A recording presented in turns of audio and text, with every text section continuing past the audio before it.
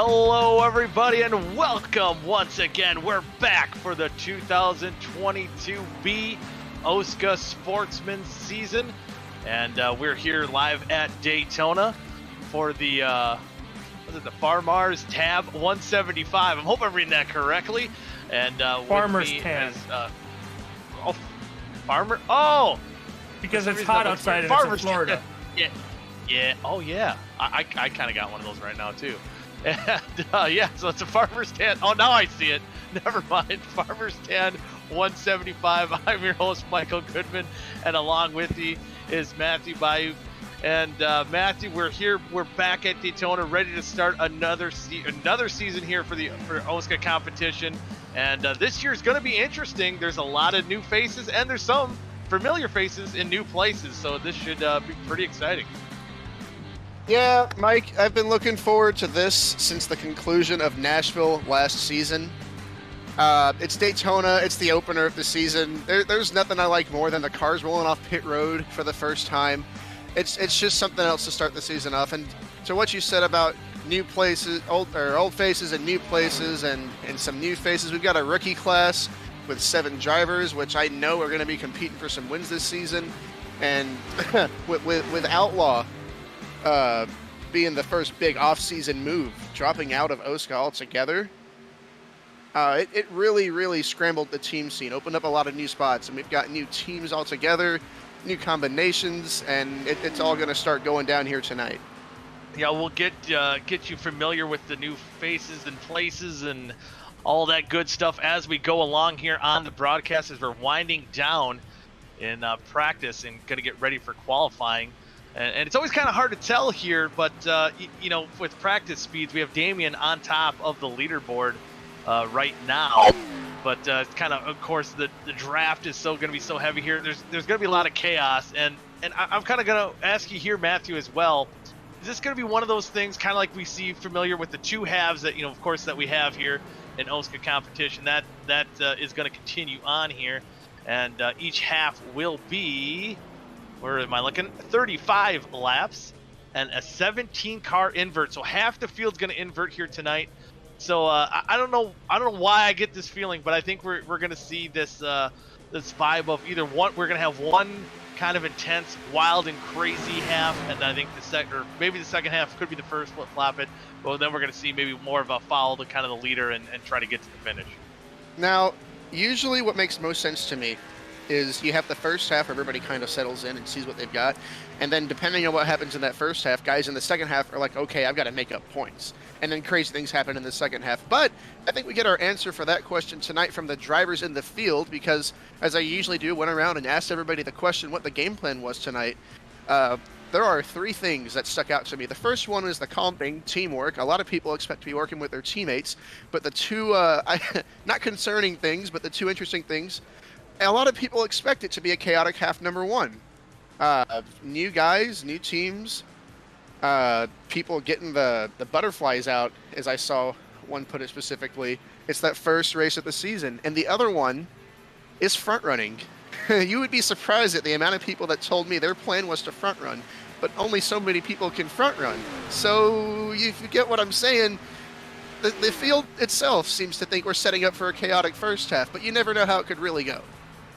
Yeah, I think there was generally a time, even here on iRacing, and sometimes even in OSCA competition, where you would see guys that maybe lag back a little bit and try to make it till the end. But it seems like that's kind of gone out the window, and you do generally see more drivers wanting to choose to stay up towards the front of the pack. And it's going to be interesting because, like you said, they're all going to meet somewhere, and it could be chaos.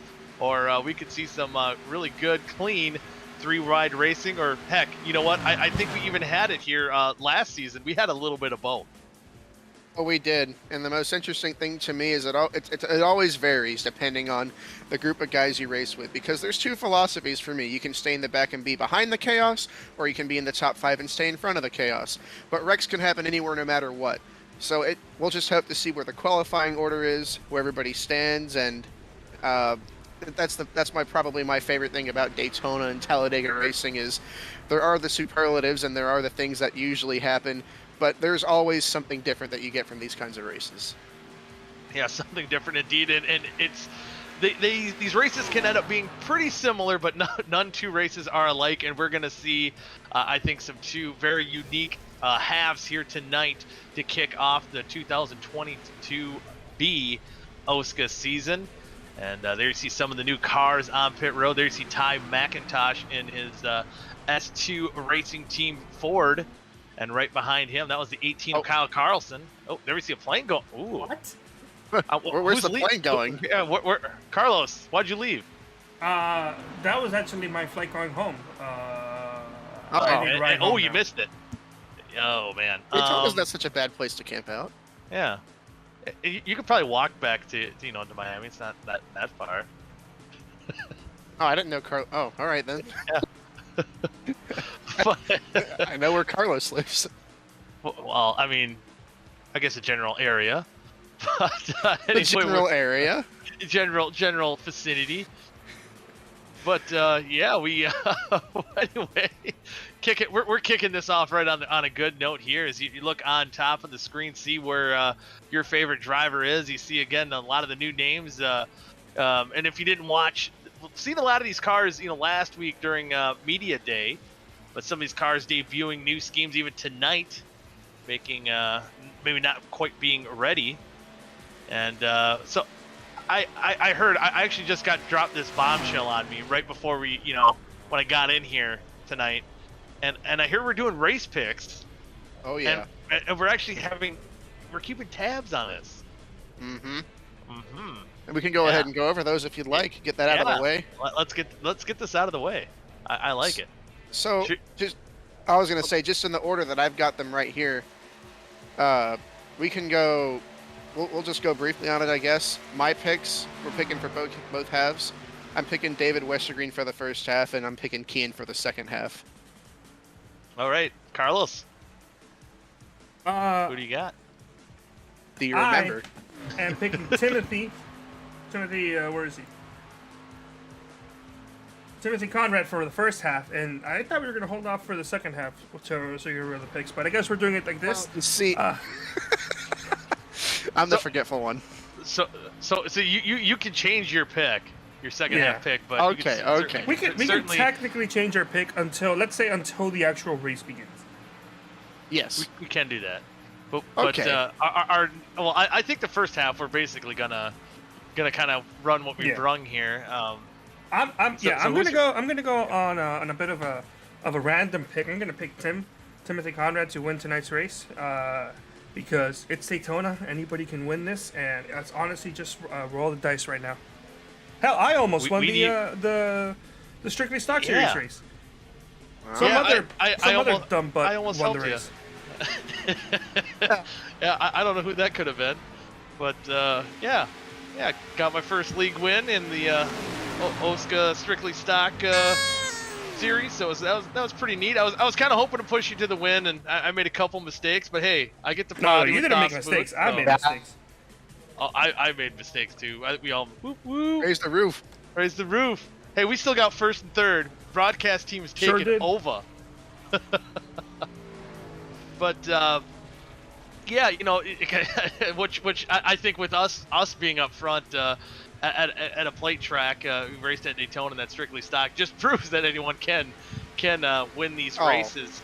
But I'm ripping on both of us. Yeah, but you're selling yourself short, and Carlos, you didn't even ask for it. I know. Maybe we deserve it, maybe not. Oh yeah. Oh, Carlos is down. Carlos is down. But I'm gonna go with maybe a wild pick here. He's usually aggressive. I'm hoping he can put it together and make it to the end. I'm going with that 12 car. I'm going Damian Laniger in the newly formed South Shore Racing Chevrolet. So that should be pretty entertaining. And I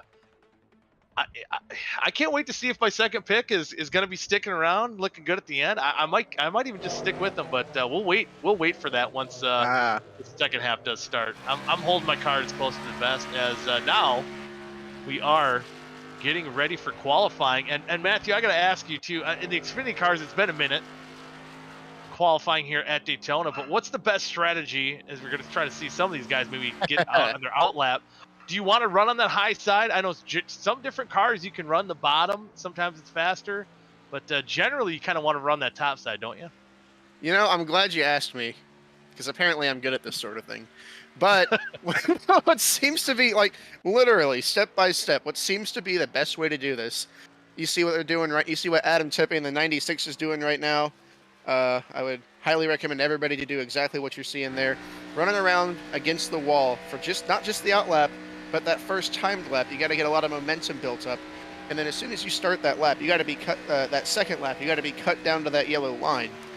And one of the things, you see, I'm not really sure if this is the only way to do it, but what has worked for me and others in the past is coming off of turns 2 and 4 on your fast lap, on your second lap, actually wash out to the middle of the racetrack so you don't shave off a whole lot of speed. But what you'll see here for a minute is a lot of people running against that wall, take the longest line around the racetrack they possibly can, build up as much speed as they can, and then they'll run it tight to that yellow line for the timed lap. Yeah, you know, I think generally that does work, because I accidentally did that in the Strictly Stock Series, and I qualified third, which I'm normally a terrible plate racer, or plate qualifier, and I actually accidentally did it, because I had the wrong steering box in, so it kind of naturally did that, coming out of the corners, and it worked for me, so we'll see how things go. Adam Tepe gets his first lap in, and Seth Rawls, a lot of guys getting out there, getting their first lap in the books. You see, you want to get as close to that yellow line. Let's see how Tepe does it. Is he going to kind of wash the car out of the corner coming out of turn 2? We'll get an onboard here. Kinda. He stayed pretty tight to it, though. And I'm assuming there's got to be a balance, too, because you don't want to get too high so you're not wasting time going into turn 3. And Tepe did it pretty good. I don't know if that's the way he necessarily wrote it up, but we'll see how his lap is once he completes it here. Right now, the first lap out, Ray Bracey is the quickest in that 80 car. As we see Tepe coming to the line. I believe this should be the first lap worthy of a pole. And there he goes to the top for now, it looks like. See if that stays. Seth Rawls. Were you giving your teammates some pointers in qualifying? Seth Rawls top of the board. Hey man, this plate qualifying, you never know. Okay, I think they've got a pretty good idea of how to get it done, though. I think they'll be all right. I'm not really sure who's at pole right now. I guarantee you, it's probably changed at this point. You look away for a second, and it's someone else. Yeah, right now Damian matched Seth Rawls' time, but currently on top still Seth Rawls. But it's such a crazy thing here too, because you know, some people have the mindset it doesn't really matter where you start. I talked to David Westergreen. He's like, in these Xfinity cars, you kind of want to start closer to the front. It doesn't matter a whole bunch, but maybe a little bit more so in other cars. So we'll see how some of these guys do. But just the science that's behind it, it seems like it's just as simple as just mashing your foot on the gas and turning left. But any little mistake, and you think it could just be the slightest mistake, and you're scrubbing off, tenths or hundredths that could, knock you down from first to potentially being a mid-pack qualifying run. My absolute favorite thing about motorsports, about racing, is just the small, tiniest details that have a crazy wave of effects. Like, say, you're coming off turn 4 and you get a slight little bobble, and maybe instead of qualifying third, you qualify 6th. Big deal, I'm still at the front. But you're starting on the outside another row back rather than on the inside, and you get shuffled out differently, and that could be the difference between getting involved in that first caution and not being involved in that first caution. There's really no way to predict it, and that's the thing. That's why even if you don't quite qualify where you want, it's really hard to say whether it does actually matter or whether it doesn't actually matter, because, well, as I'm gonna be redundant about it, you never know what's gonna happen until it's on top of you. Yeah, and it really doesn't. I've tried to strategize for some of these plate races, and it doesn't work out too well. You could be in the back and still get collected in a wreck. And the qualifying is in. Robert Hill. Robert Hill on the pole. And we'll be going through the driver's lineup with the rest of the field here in just a moment. And, well, heck, we'll do it right now. We'll start right now. And as we mentioned, Robert Hill in the 05, the Canadian driver for Mountain Type Motorsports. He's from Ottawa, Ontario, gets that pole, and alongside him is Seth Rawls in the 25 in the Shift Esports Ford, and he's out of Peabody, Massachusetts. Starting third on the inside of the second row is David Westergreen for South Shore Racing. Coming out of Illinois, on his outside is Damian Leininger. Damian also races for South Shore Racing, his teammate out of Bakersfield, California. And starting in the 5th spot in the number 32, Do Good Motorsports Chevrolet out of Medford, Wisconsin, it's Dustin the Dragon Dewar. And starting 6th in the number 13 Nurse Aviator Racing Chevy, he's from South Carolina, and that is Adam Peeler. Next up is Dylan Thomas in the number 03 Mountain Type Motorsports Chevrolet out of Denison, Texas. To his outside, Charlie Kuzma filling in for Dave Carpenter, racing for Three Pedal Mafia out of Brooksville, Florida. All right, I might have lost where we are. That was Kuzma, and then next is going to be Jack Eli in the number 81, and he is racing for Beers Motorsports, and he's from Wall, New Jersey. And starting next to him is the 11 car of Kian Raleigh, running for Shift Esports, and he's coming from Highland Heights, Kentucky. I do have it elsewhere. I have Dallas Myhand starting in the 11th position. Dallas, the number 26, driving for Shift Esports out of Struthers, Ohio. Then we have Adam Tepe for South Shore Racing to his outside from South Bend, Indiana. And starting in the 13th spot, it's the young buck in the 00, Caden Tufts. He's from another Canadian driver, only 14 years old, racing for Weekend Woodsman, and he's from Halifax, Nova Scotia, Canada. And alongside him, starting in the 14th spot, is the number 86 of John Lynch. He's running for the newly formed In-Law Racing, and he's out of Yulee, Florida.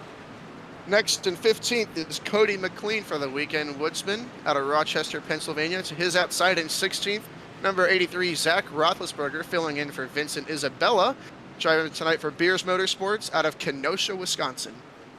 Heck yeah, Kenosha, baby. Next up, it's going to be the short track kid, starting 17th in the number 19 Beers Motorsports Toyota, and he's out of Northampton, Pennsylvania. And alongside him, it's me find number 6 Zach T. Evans, and he's coming from Princeton, South Carolina, in his Wally Racing Ford.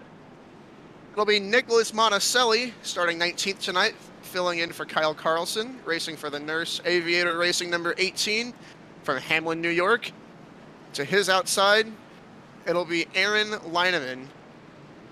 Aaron is driving the 72 for Three Pedal Mafia out of Ocean, New Jersey. All right. Next up, we do have the 10 car of Ty McIntosh. That is, again, the S2, racing team. And he's starting his Ford.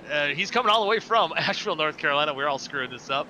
And I'm going to try to get this another S2 racing team Ford. It's the 99 of Gilberto Javier Gomera, and he's from Worcester, Massachusetts. You got it. Starting 23rd on the 12th row is Brent Jones. Brent Jones racing for Mountain Type Motorsports this season in that merger between Mountain Man and Holotype out of Dorr, Michigan. His outside rookie Neil Rutt III, racing for Three Pedal Mafia from Colts Neck, New Jersey.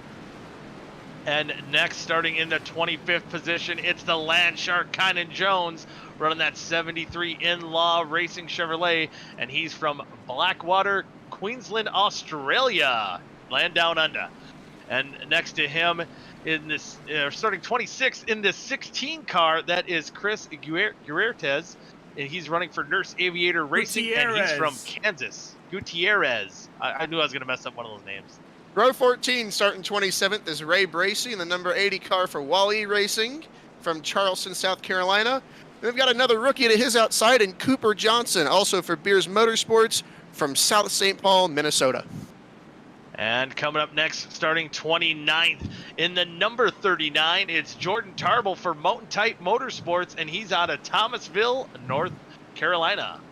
And alongside him in the 30th position is the 35 of Timothy Conrad, running for Weekends Woodmans, and he's out of Ohio. Then it's Alex Kenton on the inside of the next row for Nurse Aviator Racing from Wyoming. And then our Rookie of the Year from last season, Nick Indelicato for Shift Esports out of Syracuse, New York, starting to his outside in the 32nd spot. And I believe rounding out the field is going to be Zach Scott Nicky, and he's in the 44 for the 64, was it 15 Racing? I'm trying to remember my numerals here. Toyota out of Buffalo, New York. What timing is that? Wow, we did that right on time. And what a start there by Robert Hill as we just get this underway. Green flag is out here for the Farmer's Tan. Was it 175, right? Is that right? That's right. Yes. Then Westergreen, and now he's looking for the outside already. We got some aggressive moves start off the bat here as Westergreen goes to the outside with Dustin Dewar in that 32 following Stu. See a lot of these guys on the top side be aggressive early. It seems like on the restarts, that top side, once it gets moving, you see Dusty and Westergreen already going down in front of Robert Hill Jr. Yeah, they're trying to team up teammates last season. I think they planned on working together some yet in this race here at Daytona, and right now take the top 2 spots and coming to the line. That top side is forming. I believe that's a 25 of Seth Rawls in that black machine. That was the one. Yeah, that was the spacey looking one. That was a cool looking car.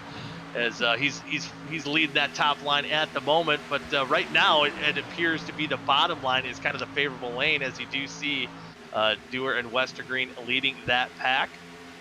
And so far so good. Nothing too crazy going on. Just guys kind of getting settled in, it seems like, and it's going pretty smoothly. I think they're just trying to form that top line too here as Seth Rawls is taking the lead. As he's poked his nose out, but can he hold on? It's gonna be side by side. Who's gonna lead this lap?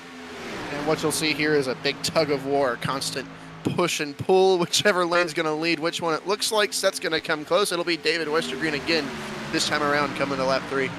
I believe that was... Whoa! No! They're wrecking! They're wrecking! Oh, man, a big wreck. Looked like Damian got a little loose there. I think Austin Beers was in that, too. Yeah, Beers in the inside wall. A lot of cars with damage there. And caution is out.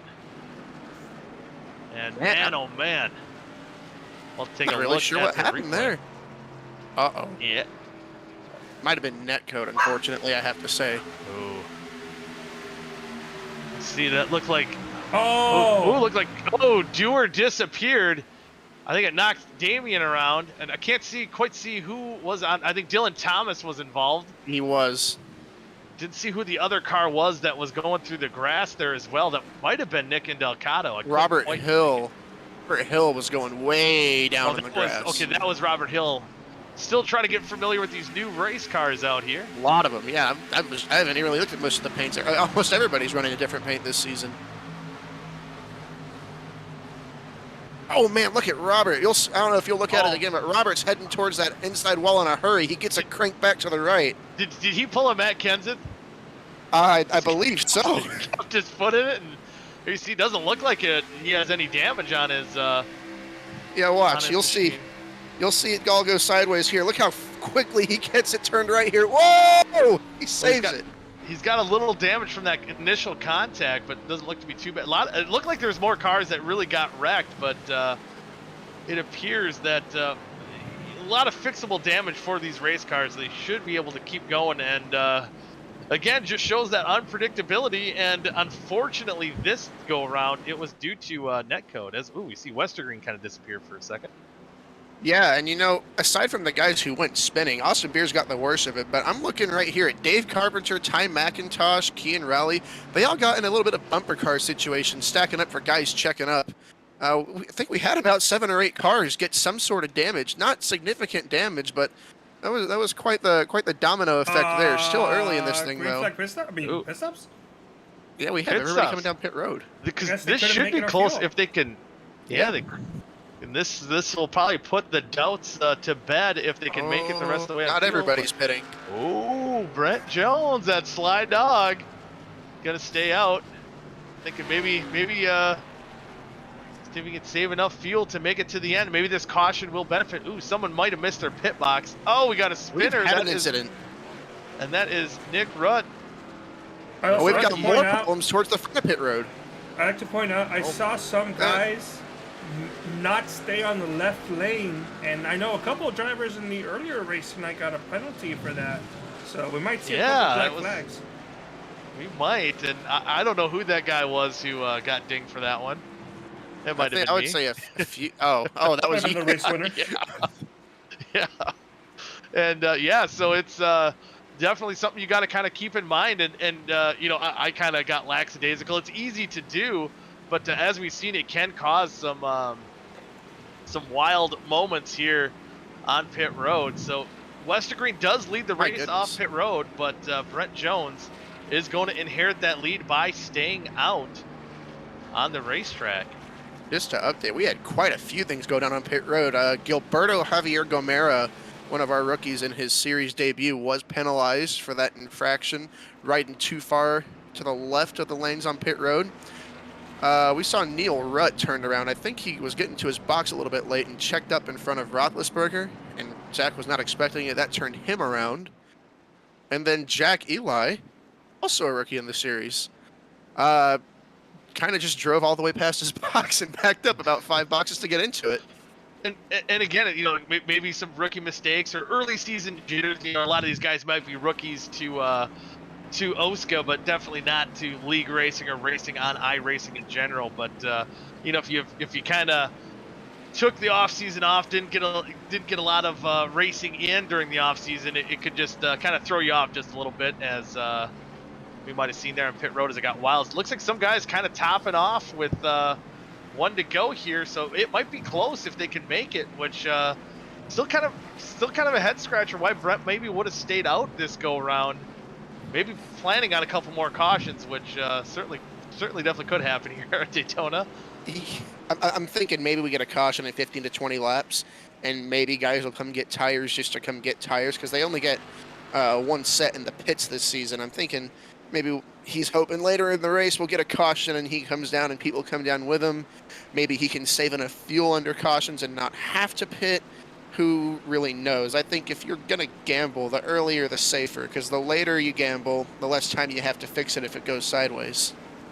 Yeah, and I'm sure he was saving a lot under caution. As we see, we are 1 to go back to green flag action. We'll be getting back to green flag racing here on lap 7 of 35. And again, keep a note, top 17 will invert for half number 2, but still a lot of racing left to be had here. We'll be seeing if some of these guys can make it. Even some of the guys who pitted still kind of wondering why those guys topped off 1 to go. I thought this would have sealed it, but we'll find out as the pace truck's going to get ready to dive onto pit road, getting back going green here at Daytona. There you see him diving down. We have the new restart rules, so Brent has control right here in the restart zone. Green flag is out. That was a good jump there, good start by both lines. And as these cars are getting back up to speed, I really do like iRacing implementing that restart box. It feels like it keeps these restarts a little bit closer together, a little bit less games to be played, and I think it provides better racing as we got Speaking of closer together. Oh boy. Speaking of closer together, Kean Riley trying to make a lane where there wasn't one. Fortunately, he was given it eventually, but man, I don't know if I would have done that this early. Man, he kicked Peeler right now. He's got a little bit of help on that outside, but now we got 3 wide already, so the intensity ramping up as well. Now it looks like they file back down back to 2 wide racing here, as Westergreen now is on the outside and Jones on the bottom. As we come down to complete lap number 7, looks like Westergreen's got the advantage on the top side. He's going to lead that lap. And it seems like on that top side, as you see that 4-car kind of breakaway, the top side seems to have a little bit better of an advantage with having fewer cars to run the top. But certainly, you can take the lead, I think, either top or bottom. Oh, yeah, absolutely. The thing for me is on the top. Oh, yeah, a little bit sideways there for Peeler, but on the top, if you get guys who can really take pushes and guys who can really push up there, the advantage you get coming off the corner as Kean and Westergreen move down to clear off Brent Jones, you can get a huge run off that corner. But if both lanes are kind of just riding, I think that inside will be better. But if we're talking about racing, that outside, I think, is where you want to go if you want to make some moves. Yeah, and right now that outside line kind of getting undisciplined at the moment as Peeler's leading that pack is got a little crazy. See, Seth Rawls looked like he was taking a peek to go to the outside. He's got his teammate Dallas Myhand right behind him in that 26 again. If you didn't watch Media Day, this is going to be potentially the last season for Dallas Myhand in league competition. For the meantime, he's gonna, potentially. Westergreen's blinking. That's not good.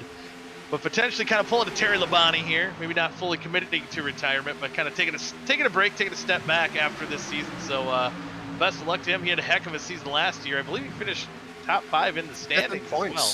Yeah. And he picked himself up a win.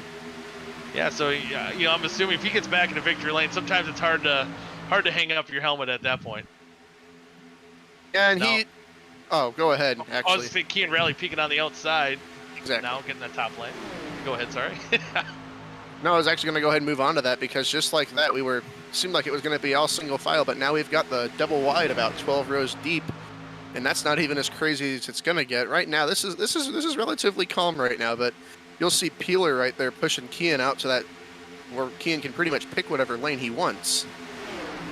Yeah, and a lot of times, we see that kind of shuffle movement go around. See if Peeler, if he does get a run on that top line, we might see him duck down, and it seems like you can get shuffled. So sometimes it's frustrating if you're like Brent Jones. You're kind of stuck. You were leading that line on the restart. Now he's back in 5th. He's kind of trapped there, and sometimes he could slowly progress back through the field if that top line keeps shuffling up into that bottom lane. We've seen Westergreen do it, and now Kian do it, go out on the bottom line. But maybe now Peeler, as he's got Monticelli right behind him, trying to push him to the lead. And it really depends, because I was saying that outside lane is good, but I think we need to touch on this. Those two guys leading the inside lane, David Westergreen and Kian Riley, those guys are natural-born plate racers. Kian already has a plate race win in his short OSCA career. He also leads all drivers in average finish at plate races. David Westergreen is, from what I can tell, David is always at the front of these things, and he's one of the only 2 drivers currently racing that has multiple plate racing wins. So the 2 guys leading this race are the 2 guys I would seriously expect to be at the front and stay at the front.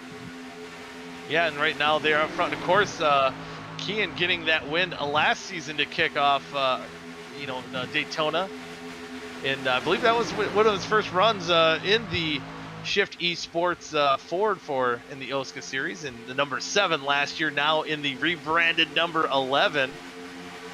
Currently holding on strong, and as you said, a lot of it, there is that art to it. Anyone can win it, but there is an art to bump drafting, and it can be a difficult thing.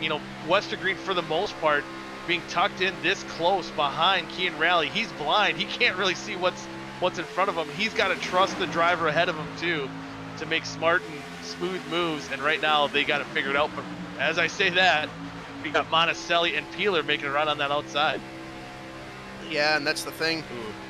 That's the thing that scares me the most about plate racing is oftentimes I won't know about the guy in front of me. Can I trust this person? But when you race in leagues enough and you get to know people, guy in front of me, good at this stuff, he can lead us around, and I know where I have to be just fine. But I will say, Monticelli and Peeler have not gone anywhere. They're putting up a pretty good fight there on that top. Yes, they definitely get a little bit close for comfort, but that's the beauty of plate racing. Yeah, and how about that? The guy who's semi-retired, Nicholas Monticelli, making his early season return here at Daytona, probably on a part-time basis. We'll see him out here on the racetrack, and potentially could push Peeler to the lead. And if I'm not mistaken, I got to make sure, I got to look at my notes here. And tonight they are Nurse Aviator Racing teammates. So we've got some teammates linked up here. We have Seth Rawls and Myhand a little bit farther back. We're right now right alongside of the guys in the top line, but kind of the guys thrown out of the mix that are working probably the best together, as you said, are Westergreen with South Shore and Kian with Shift Esports. Just to give updates on everything that you haven't been able to see, Zach Scott Nicky has joined the race. Unfortunately, already 12 laps down, was not able to join up. The good thing is it's not the end of his night. He will get a second attempt here in the second half. A little further up the road from him is Westergreen, way off pace with his damage, not in the pack. And then if you look a little bit further off that lead pack, there is a line of about 10 cars, and that line includes Cooper Johnson, one of our rookies, Nick Delicado, multiple race winner. It's got Dustin Dewar, who won last season. We've got Kynan Jones, Dylan Thomas, Roethlisberger. There's a little line of cars here kind of just biding their time, probably waiting for anything else to unfold, and they'll be able to miss it. Yeah, and looking at the damage on the number 12 of my pick, Damian Leininger, there was a lot more damage than I thought he did have. So that's why you see him kind of running by himself. So half number 1, you see a lot of rear end damage on the back end of that number 12 bat flip Chevrolet. Yeah, damage at Daytona or Talladega of all places. There's not a worse place to have it, especially once it's around that spoiler area. But you'll hear me say it already a second time today, and you'll hear me say it for the rest of the season. Best thing about OSCA is you get to line them back up and do it again if F1 doesn't go your way. Yeah, and yeah, it's you can have good nights, great nights, or on and off nights. Certainly, indeed. So Damian can bounce back in half number 2, but right now, again, it just baffles me too, because it's probably the two most dominant, probably safest picks here for to pick at a plate track are the two guys leading right now. We have those wild cards: Brett Jones, Adam Peeler, thrown in the mix. We have 19 laps to go, but of course a lot of things can happen. And right now I think we are in that stage where guys do want to move up to the lead, but also they also want to make it to the end. So we'll see it be probably a little calm here for maybe another lap traffic. Ooh, this could get interesting here. He's going to go on the high side and get out of the way, and everyone looks like they'll get through fine. He gives the pack plenty of room up top there. Get in the back! Oh, maybe not. Get in the back of the pack! Oh, and Lineman involved. Oh, man. Gilberto. Gilberto's got some damage to that rear, dreaded rear spoiler damage. Yeah, Bracey's in it. Neil Rudd has had an interesting day already. He's involved in that one. Yeah, unfortunately, it looked like Lineman was giving him more room. Plenty of room. We'll have to see what happened. It wasn't even. Watch the green cars. That's where the wreck started. Oh, it looked like Bracey kind of pushed up going into the corner. Maybe didn't quite know where that lap car was. Didn't give Neil Rutt a lot of room, and collects them. And Charlie Kuzma also getting, I believe, a little bit of damage in that in the 71. So not a good wreck there for the Three Pedal Mafia, that's for sure. Yeah, I want to say from a different angle, it looked like they kind of just came together. It looked like Bracey washed up, and maybe Rutt reacted to the lap car going 20 miles an hour slower, and that just kind of stacked up all those guys. Oh man, you'll see Adam Tepe just barely inches past without getting any damage. Yeah, we'll see. Look at the slow-mo replay here. And Lineman's actually against the wall, and maybe Neil kind of looks like he pinched him down to the corner. I don't know. Did that kind of start getting collected with Netco? Because it's talking to Vic before the race, or even in the strictly stock race, it's been pretty bad tonight, and it kind of looks like that's carried over here also in the Sportsman series.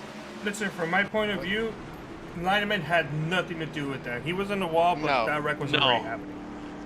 Yeah, we thought we assumed Lineman because he was involved and the field was passing him, but once we took a look at it, he was staying out of the way, and even when you're out of the way, you get involved somehow sometimes.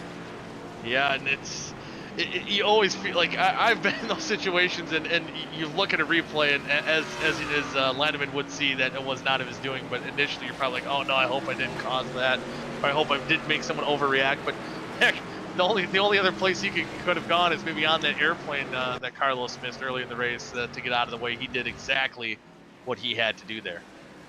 It's about to take off again. Oh my gosh, they came back for more people. And then left again. Yeah, Carlos, I think. I hear Westergreen does have enough gas. So he's staying on the racetrack. I think we had quite a few cars staying on the track there. I want to say Dusty was the last guy to stay out. It looks like our top 6 stayed out. Okay, part of that top 6 are the guys who just got involved in that crash. I'm not really sure.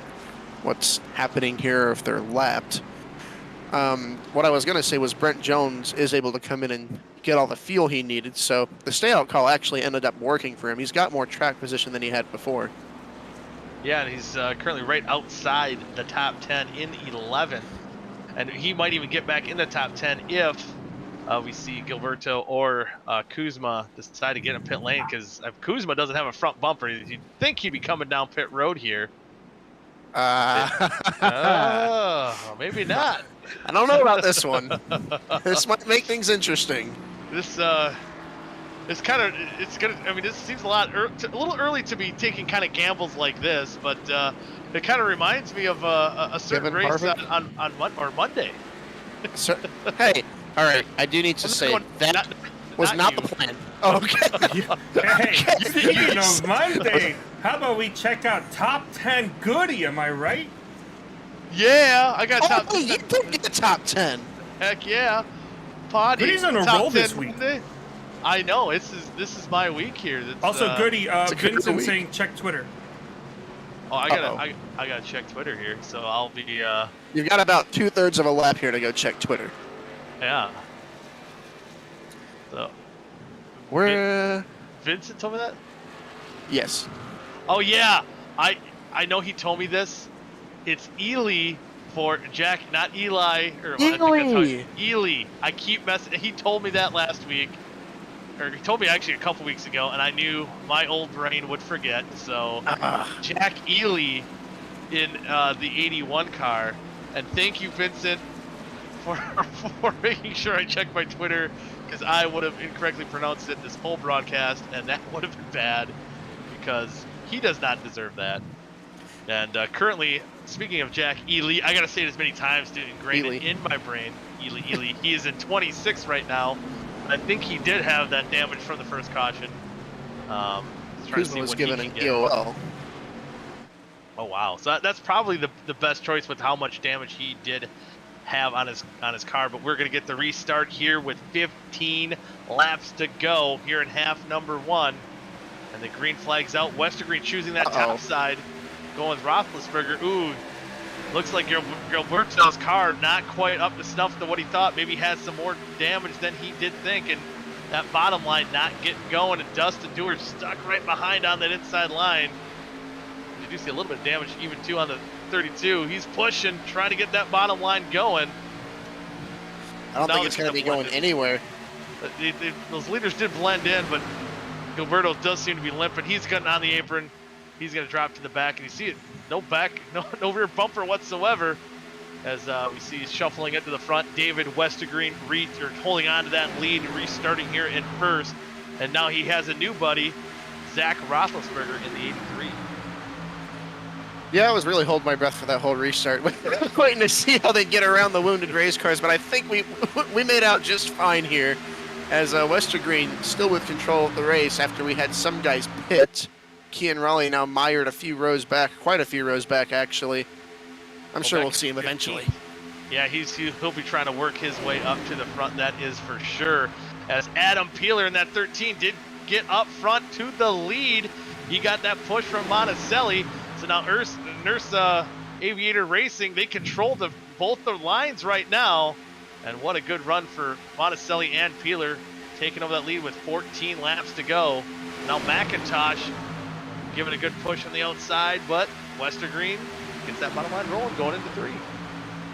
Say one of our rookies peeking his way up into the top 5 for the first time today. One of the best things about Daytona is you're going to get screen time no matter where you go. Yeah, it seems like we'll be showing at least every car. I would say it have to be once with how wild and crazy it can be. And man, wasn't it? Oh no, it wasn't Jordan Tarble. I believe it was Timothy Conrad, who is 21st. That was. Who'd you pick, Carlos? I can't remember now. Timothy Conrad. He did pick Timothy Conrad. Timothy Conrad. Okay. He's up 10 spots. He's up 10 spots, 21st. Right now, could be in prime position as things could heat up here with 13 laps to go. Oh, they are heating up already. Was leading that pack before that caution, so I have a feeling he's gonna.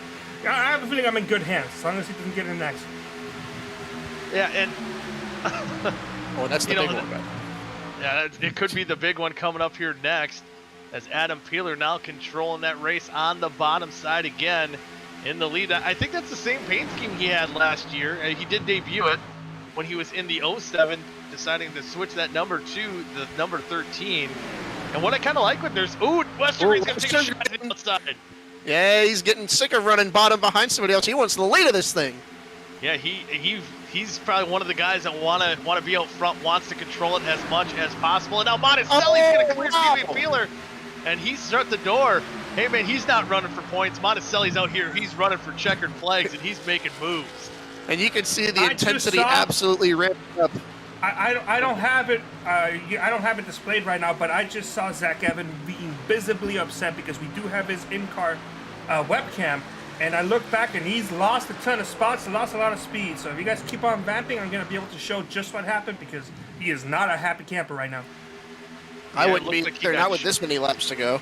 Yeah, got shuffled out of the draft. Very frustrating. Now David Westergreen back up front trying to get another plate win. We missed the whole thing. Oh boy, we missed something. As now Ty McIntosh peeking out on the outside looking for the lead.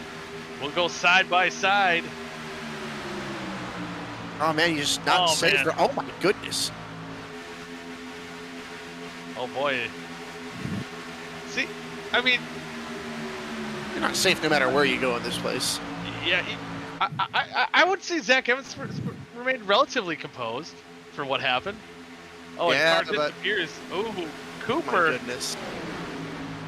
Old Coop there, he went for a wild ride and did not bring out a caution, so we did miss quite a bit, but you did not miss this battle for the lead as we got 10 laps to go. Spinner! He took out towards the inside. He's gone now. You ain't see him now. He's gone. That was Peeler. And they're wrecking as we come by a huge wreck. It's the big one. Oh, man, I think Westergreen involved. Oh, but a lot of cars involved. This is the huge one. Oh, my goodness. Oh, the launch partner's car took out the catch fence. Oh, boy. Catch fence wreck happened. Oh, you see Seth Rawls' car unable to move there. Oh, boy. And Conrad involved heavy damage to that 35. He might need a hot tub after this. If you watch Media Day, you know what we're talking about.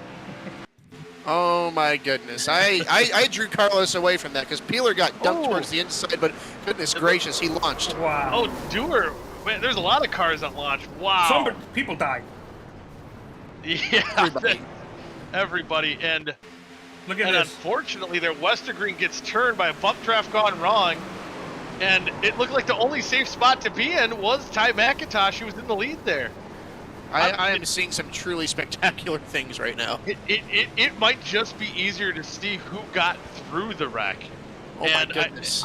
It appears that it was just Ty McIntosh, maybe Monticelli. I think Roethlisberger. Wow. You know what? You guys remember Talladega last season, right? Yeah. we were here. And here we are. Oh, just a bump draft gone wrong right in front of the entire field. And unfortunately for Westergreen, he dominated much of this race.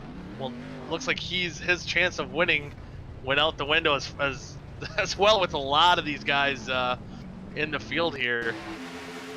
And I'm surprised Dewar right now. I think he stayed on the racetrack. He went right through the air. And Conrad, a lot of these guys just know where to go. That was a lot of carnage, Mike. I was thinking about. It's hard. Yeah, go ahead. It's hard to decipher what You're gonna want to see this. What do we got here? Seth Rawls. Oh, Seth Rawls. Where does he go up in the air? Actually, do we have right at the start of the race? Excuse me, I somehow selected. This is not. This isn't Seth Rawls. Robert Hill. I apologize. I did not see the catch fence. All right, here we go. This is fun. Oh man. Wow. And he does land on his wheels, but he was unable to keep going, so I'm going to give that flips. I'll give him a solid 7. Oh, he would have got a 10 if he would have kept going. But Carlos, not so kind.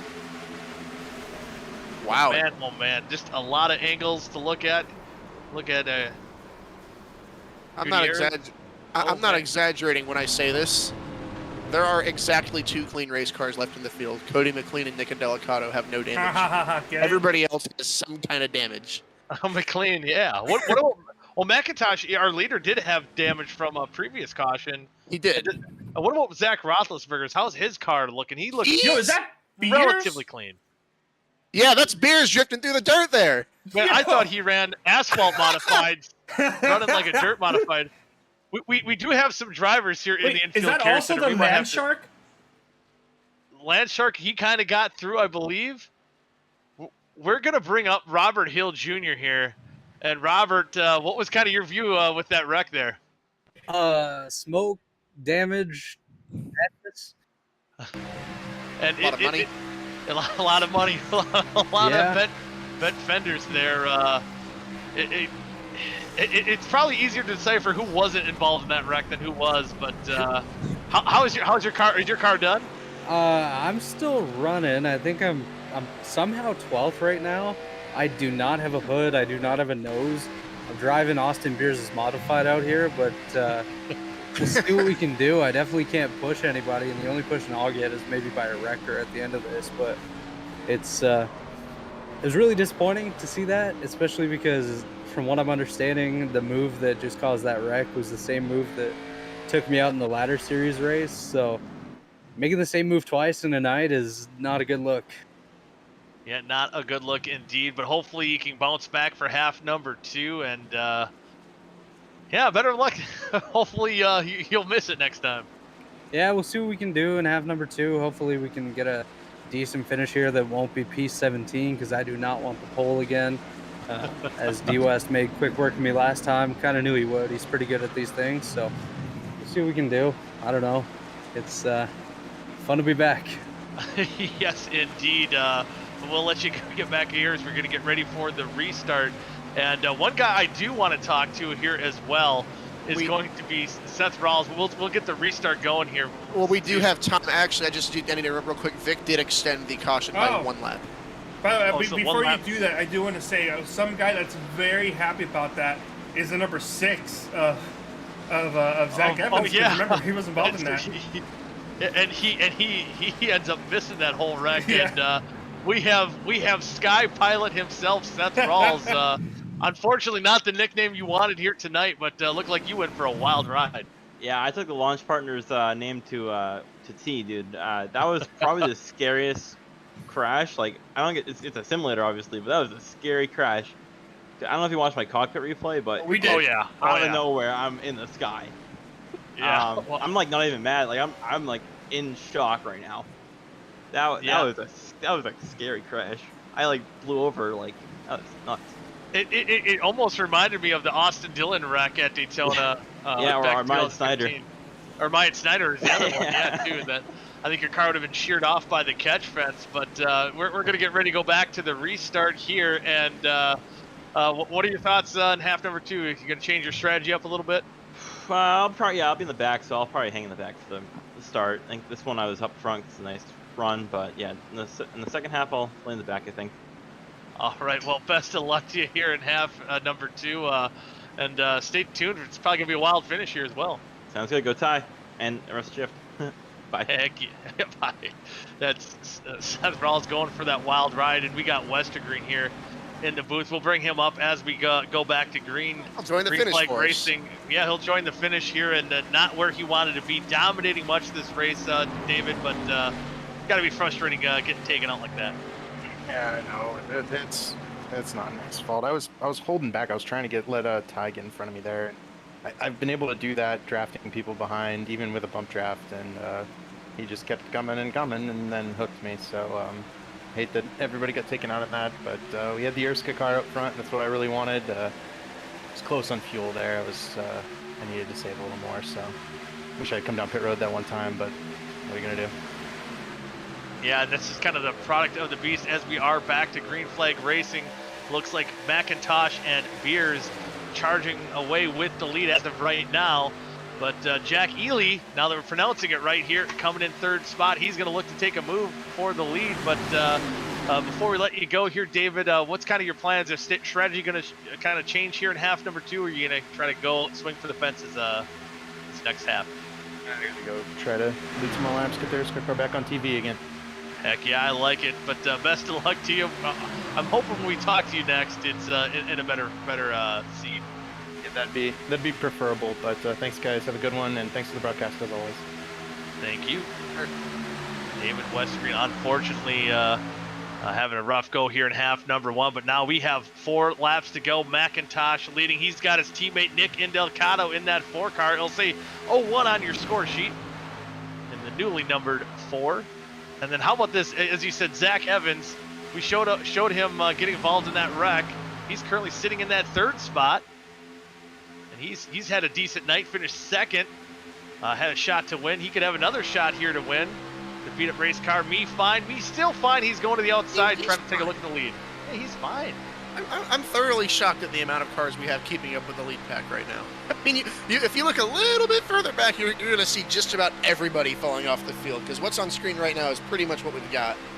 Yeah, these cars are the cars that, again, a lot of these cars have damage. We've seen Zach Evans, you see a little bit of damage on the hood, very minimal, but some back-end damage, but he's able to take the lead on the outside for a moment, side by side with McIntosh, getting a great push from Austin Beers. 3 laps to go. Who's going to win? It's going to be anyone on the front row, or it could be a lot of these guys in this pack behind him. It could be any of them. I mean, you've got guys like Brent Jones, Adam Peeler, that have been hanging around the front just about all race long. As Austin Beers, it looks like he's peaking high. Not quite. I think it might be a little bit early to do anything that crazy, but you see how they're backed up on the outside. They're about to have a big run here. A big run on the outside, now coming to 2 laps to go. And as of right now, side by side, 3rd lane not making a move quite yet. And you got to wonder, too, with all these cars that have some sort of damage, do you think there's a way the 3rd line can get formed up and get a run for a last lap pass? You get the right guys up there. If you get a bunch of modifieds up there, they're not going anywhere. Like Jack Ely right now, I mean, the outside line. Yeah, they're coming now. Beers is on him right now. They're going to have a run here. And the run, I don't know if it's enough. I think Peeler's trying to take a peek to the outside, but he might get shuffled back unless he's one of the few clean cars left out here in the field. McIntosh now takes a car length lead. He can choose what line he wants to coming out of turn 4, but we're coming down to the white flag. Contact for second. Second place as they come to the white flag. They made it there. We're going to end this race under green. Here comes that top line. Peeler's got to push. Peeler's got to push. We might see a 3-wide finish here for the lead. Zach Roethlisberger, only 2 cars on the outside. They're still making a run. Coming out of turn number 2. Going down the backstretch, see if they can keep that momentum. We're 3 wide. Right now, Zach Evans does have the advantage down the backstretch. Peeler on the outside. Peeler's closing. He's closing. He's trying to do it. Oh, there they go. They're wrecking. They're wrecking behind him. Peeler might be the only one who made it through this. Oh, he's going to get it. And Delicato and Ray Bracey are clean, but Peeler is clear. And unless Bracey and Delcato can get a run, I don't think they have enough time to do it. Coming to the checkered flag, it's the number 13 Nurse Aviator Racing Chevrolet. Adam Peeler will take the win. Nick Delcato second, Ray Bracey third, Dylan Thomas coming home in 4th, and Kian Raleigh bringing home the final top 5 spot. But how about that wild run? And as we just cut to the in-car camera of Zach Evans, and you saw his hands work, and he had a big push, I think, from Beers that, again, bump drafts are gonna go wrong on last laps here at Daytona, because you got to give everything to try to go for the win. But man, what a wild run! Who would have thought Damian Leininger gets in the top 10 at 7th? Brent Jones survives, gets a 6th place. Neil Rutt, we've seen him wrecking early. All over the place. He's been all over the place. What a wild ride! As we're now in the warm-up section to get ready for half number 2, and kind of go look through some of the field. I think we might have lost the graphic there, but I'm getting it. Hold on. Gutierrez? I feel like Gutierrez. There we go. Gutierrez. He got 9th. And Alex Kenton, how about him getting, haven't mentioned him much tonight, brings home the final top 10 12th place, my pick! spot. How about that? I mean, Conrad. he looked like he got plenty of damage in his car, able to get a solid finish here. So wow, what a wild ride here. And we do have our half number one winner, Adam Peeler. And wow, getting that top line forming, and Peeler getting it done, coming out of nowhere, using that third lane to get the victory. How does it feel to get that win? I'm shaking. I'm not even gonna lie to you. We've been running up front all day. Nick was pushing the crap out of me on that top line, and we kind of got separated, and I went down to the bottom, and then luckily I hated it at the moment, but I got doored and sliding down into the inside and barely made contact, and I was pissed thinking my race was over. And then everybody's screaming that there's a big wreck, and I actually was not in it because of what happened on the straightaway before that. So it actually worked out. Restarted 10th and rode and got a huge push on the outside and watched them all wreck behind me and started freaking out. Yeah, I want to add. I was going to say we didn't quite catch it all that much on the broadcast, but on my monitor I saw it. I saw you get spun towards the inside. I thought you were done for, and then the field wreck. Would you have ever guessed that getting spun towards the inside wall at Daytona was actually what would ultimately contribute to you being able to go up there and take the win? Like, no, not at all. I mean, I was mad because we'd been running up front all night, and I thought it was over, and then when I saw how many people were wrecked out, and I only had like 20 seconds of damage, I was like, oh, we still got a shot. So we went for it. Man, went for it indeed, and able to get it. And I can't remember, is this your first win? This is my first win. This is my second full season and first win. First win. So how does it feel to get into victory lane, kick off the season? Obviously gonna be starting at about mid-pack here in half number 2, but that momentum, that swagger you get with getting that victory, that's got to feel pretty good. Yeah, man, I'm pretty stoked. So it's the first win for me. I'm the team owner, so it's the first win for the team. So it's a good night, man. I'm super stoked. The Twitch is blowing up. It's a good night. Heck right. Yeah, love to see it here as I believe we're going to get ready here for half number 2 just momentarily. Well, before you get back out there, any sponsors, any shout outs you want to give? Yeah, so on your second monitors, because we got to be watching the 3-wide broadcast, on your second monitors, pull up Nurse Aviator on Twitch. We stream, obviously, this, and we got a good partner with OSCA to kind of cross-promote. VRA, the Tour Mod League that's always being discussed, they are my primary sponsor for 12 races, and they were on the car tonight. And the Weekend Woodsman guys over on YouTube. Go give them a check. Heck yeah. Well, again, congratulations here for your victory in half number 1. I guess before I let you go, what's your strategy here in half number 2? Go like hell.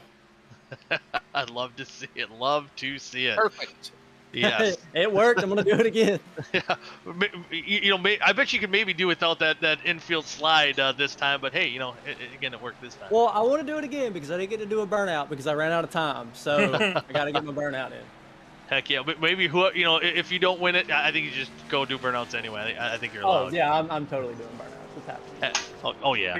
I don't blame you. If I'm running, I'm doing burnouts.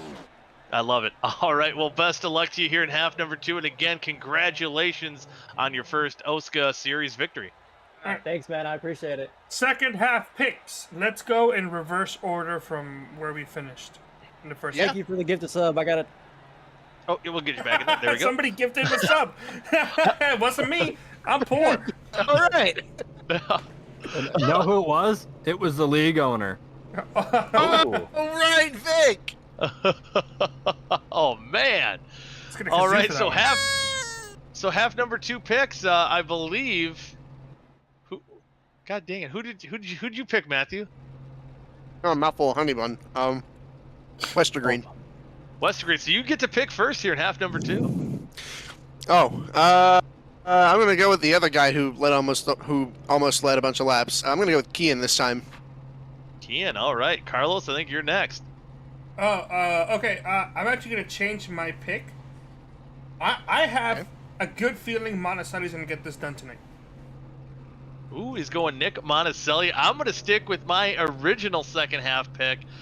He had a solid top 10 run half number 1. I'm gonna go with Brett Jones in the 89. That is again in the newly formed Mountain Type Motorsports. we'll see how things form up. But again, now Caden Tufts, again running for Weekend Woodman, the rookie, 14 years old. He'll be starting on the pole. Again, he's a Canadian driver out of Halifax, Nova Scotia. And alongside him was Roethlisberger must have gotten the wreck. I've just last time I seen him, remember him going for that lead. Right, exactly. It's quickly things change. I was going to mention Caden Tufts. Yes, 14 years old, but if I'm not mistaken, recently won a VRA Modifieds championship here, and also on the I rating on the official racing site has a 4,000 I rating roughly. So I mean, wow. Yeah, 14, but this guy's no pushover. He's pretty good. Yeah, he's gonna try to see if he can get it done. He's got the track position now. 45, see if he can 65. stay out of the riffraff. 45-65, even higher. Yeah, Zach Wow. Roethlisberger, which is in second place outside of him, has a 49.57. Wow. Stacked front row. These guys are a lot better than I am, and probably a lot younger as well. I got to look at Zach or is Roethlisberger not on the sheet? Is he? He is. He is. Where is he? On the Daytona tab at the bottom, you got to tab over. Oh man, I did not do that. Okay, You better here we hurry. go. It's almost time to go racing. Yeah, we're gonna go racing. But, yeah, he's 28 years old, so he's a little younger there. As we get ready to go green for half number. Just kidding. Vic Just extended kidding. it. That jokester. That jokester tricked us, fooled us. I extended it because I wanted to make sure you get in whatever you want to get in. Like, look, I don't usually talk on the broadcast, but you want to get in what you want to get in, man. I don't want I don't Why want are you you guys talking to rushing. a broadcast? Yeah. Oh. I Uh-oh. paid for this. I mean, yeah, go. Talk ahead. It's his party. He can cry if he wants to. Okay, that's my first and last time I'm singing this season. Maybe. First, we'll see it again. Goody gets a Wait, win it's on true, top it's 10, and now he's unstoppable. Yeah, I got some swagger now. but so now we'll get one more lap before we go racing, and some guys we haven't seen much. We've seen I think the last time we seen Cooper, they're starting in the fourth position in the number 91 Beers Motorsports Toyota. He was getting in. He got into Zach Evans under green, so now he'll start up front. So we're gonna see a lot of newer faces that we haven't talked too much about. So we'll see them get up front here. I believe again Alex Kenton at 14, starting in that 8th position. I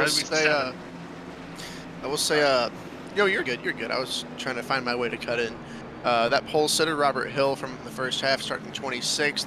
Westergreen all the way back in 30th, and Zach Scott Nicky finally will actually be able to race this time, starting back in the last 33rd spot, not connecting 14 laps late this time.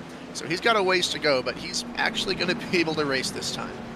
I think one guy, Kuzma, I believe, not in the field right now, but see if he joins a little bit later. But now the pace truck should dive down pit road. We'll get ready for the second half of racing. And Tuff's going to lead him to the green flag, gets in that restart zone. We are green flag racing for half number 2 here at Daytona. And see how, notice how tight they are. That's that second outside line. Tuff's not able to clear them. Sometimes it might even help you with that restart zone, might even prevent you from hurting yourself with getting too good of a restart. Yeah, if you get out there a little bit too far up front, then the guy behind you is not going to be able to push you in time. As now there's that outside getting the run off. Zach Roethlisberger well clear of the lead at this point, with guys dropping off to the inside to go to the back. Yeah, I think that's kind of Jones, Damian Leininger, and our half one winner, Adam Peeler, that decided to sit in the back. But right now, we have St. Paul, Minnesota's Cooper Johnson going for the lead. He's going to get it. And it looks like he'll lead lap number 1. 2 rookies leading the field right now. Yeah, how about that? And Tufts, he wants to get that lead back. He wants to at least get a lap led in the books. That 14-year-old kid with the insanely high I rating on the outside, getting another push. Looks like Roethlisberger's just been in that position, I feel like, all night, where he's pushing guys to the lead. and see if he can get it done, stay out of trouble here in half number one. Is that outside line really forming? We see even a little 3-wide action there as Kian is trying to work his way up to the front as he's working his way up in the 4th position right now. At one point in that last half, we pointed out that Kian was back to 15th. I watched him. This is probably the 6th or 7th time tonight. I'm not kidding. Probably the 6th or 7th time he has put his nose into the middle of 2 lanes and made it 3 wide, and he's making up a lot of ground doing it. He has definitely been the most aggressive guy tonight, and right now it's paying off, and he's already found his way back to the front. Yeah, and he's worked himself into the top 5 right now. Timothy Conrad kick to the outside. I believe he has Ray Bracey no, that was Neil Rutt behind him in the 66. Trying to get that top line form, but doesn't have a lot of suitors at the moment. But Tufts, he's been hanging on. Tufts hanging tough on that outside, getting a push now from Kian. See if he can push him to the lead as Roethlisberger has a different look. Now he doesn't have another car in front of him on that bottom line, that baby blue kind of looking Toyota for Beers Motorsports. He's going to try to lead lap number 3 here and see who gets him at the line. And it's going to be Roethlisberger. And pushing Roethlisberger there, Cooper Johnson. I think you're going to see a lot of Cooper Johnson this season. We raced with him over in OSCA, and he's pretty darn solid racing OSCA. So I do think we'll see where he's running right now. It's not just a production of plate racing. As Caden Tufts gets put out to dry on the outside. He's got no help. Yeah, that he might be in that sucker hole. He might be in it for a while. I guess not sucker hole. He's on the outside, but he's going to lose a lot of track position. As now he's going to fall out of the top 10. And right now, hanging on to 10th. Looks like he's able to get back in line. Yeah. Well, it took a few rows, but he got in. Yeah, I'm sure that's almost the feeling you have when you're all by yourself, no drafting help behind you, and you're just losing spots, and it's just a helpless feeling. And the rookie got a feeling of it there, but it looks like he has his teammate behind him, Conrad, that let him back in line. He's able to stay on in the top 10 in the meantime, but now here comes Kian Raleigh on the outside, getting that top line going. See if he can get in the lead. You see 2 strong cars right now up front in Roethlisberger and Kian Raleigh. Yeah, a couple strong guys leading those lines. I have to say, I'm really not sure what Kian would do here. Cause the most interesting thing to me is the guy on the outside gets a great run and cuts down to the inside to take the lead, right? Always want to cover off the inside, but it's all for naught because after a few more laps, somebody else is on the outside taking the lead. So do you ever want to just stay on the outside and run out there, or it's always such an interesting thing to me. Yeah, and it goes back to, kind of what we said on top of the broadcast, talking about the strategy. What is your strategy? Do you feel like you can make the run, maybe even test a few things out here early on in the going? So we still have about 30 laps to go here. Oh, and there he goes. There he goes to the bottom side. So, well, I guess that's all for naught. But sometimes you might want to test out those runs. How about Alex Kenton now getting a push from Indelcato on that top side? So just as he said, he can get shuffled back and be that second, third car in line. And as we said earlier, that's sometimes if you're now you're Roethlisberger or you're Cooper Johnson, you're kind of trapped there on the bottom in the meantime. As of right now, they really have nowhere to go. Do I hear a furry friend joining us in the booth? Oh, yes. She's trying to sit on my lap. She's trying to get into the action. I thought it was somebody was doing scratch offs or something. I won the lottery. Peace out, boys. Hey, we are dog friendly here. We are very dog friendly. Oh, absolutely. Yeah. I obviously a dog friendly since I have the dog, but I did not enjoy the breath in my face. That was a little warm, but she's off now. She's doing other things. Treats every morning. Yeah. Yeah, I do have a bunch of the old greenies for her, so keep her fresh, nice and fresh. Yeah. Because you never know what they get into. As Kent, almost looks like he doored the side of Roethlisberger. It got really close there for a second. Yeah, they're a little edgy. I've seen those two get a little close on a couple different occasions here. Yeah, and seems a little early on in the going to be running that close together. But who am I to say I'm not out there racing? And shuffling in the back. You see him shuffling in the back of the pack, but one other thing to note here, of course, we had that caution early on in the going, and throughout we had more, but now this might be that tamer half that we talked about on top of the broadcast as well. And a lot of it might be just a fuel management game, or when do you decide to come down pit road? It's always a tricky situation. Do you short pit once that fuel window opens, or do you try to wait for that caution, try not to be a part of it, and try not to get trapped a lap down? It's a little complex, because generally speaking, the bigger the short track, I think the safer the short pit, because there's less of a chance of you getting lapped. However, here, if you short pit and if you don't have more than 1 or 2 cars with you, you're in big trouble. Because if it goes green, everybody pits, you've lost a bunch of time because you don't have a bunch of cars around you going faster. I mean, I don't think there's a great way to do it at Daytona. I don't think short pitting is just, I just don't think it's a great idea. I think you're generally going to want to stay out as long as you can, and if they think they can save enough fuel to make it to the end, then I think you will. And I can tell you right now, those 2 guys leading the lines, it's not working for them. They're not saving as much fuel. Whoever's staying tucked in line and whoever's not using throttle the best they can to keep up is going to be in really good shape if this thing happens to go green. But once it gets going green, we're 10 laps in. We're over a third through the race. We're about a third through the race now. Once it starts going green, these things tend to go green for a while. Yeah, it's kind of how the trends go. We might see a caution. Oh, You no! were saying it! Chicks. Oh my goodness! Oh, and this is another big one. Huge one. It's the field. Oh, I think that's Lineman going through a wild ride as well, as we have another more Goodness carnage gracious. involved. Dewar missing in front of his car. I knew Look this at was Timothy gonna happen. Conrad. Oh, that's the first one of the year. That's terrible. Oh, Can we man. deduct points from him for just predicting the worst thing ever? No, you can't do that. I think we need to. It took my pick out. I think it took all of our picks out there. As it just looks like maybe a bump draft gone wrong, going into 3, not lined up correctly. Oh my gosh! And Lineman, oh man, My goodness. we might have to check out the in-car of that. I believe Brent Jones is involved, Cooper Johnson involved, Racy. Man, Tarble was involved. I seen him have some damage there as well. He's very good on board with Lineman, prone to seizures. Look away! Oh my goodness. I think we lost Caden Tufts through that. That gyro cam can not keep up. He landed on his wheels again there too, but unable to get going. So, you know, if I gave Rawls a 7, I got to give him a 7.2. You know, as far as his, we'll see what Kean saw. He might have been the best out of this. He was the one that went flying. I believe he missed a lot of the carnage that happened behind him. Oh, the 12. Yeah, nailed it again. Maybe not. Oh, did they both netcode through him there? I think he Nah, but got there was still extremely contact. lucky. Was there?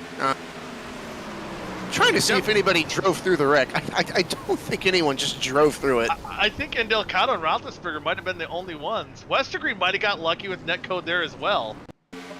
I will say, Seth Rawls and Chris Gutierrez actually sent themselves spinning into the grass and did not hit anything. Oh, They're man. okay. They're okay. And here's a half-1 winner, Adam Peeler. No, that's Monticelli. Oh, that was Monticelli. Okay, my bad. Wrong Nurse Aviator Racing vehicle there.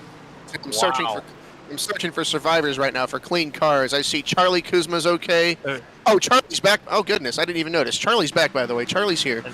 Charlie's okay. Dallas Mahand is okay. Robert Hill is okay. Westergreen's got a tiny bit of damage. Guys, fine. Me no fine. He might be He might be mediocre. He okay. might not. He might be Me-okay. mediocre.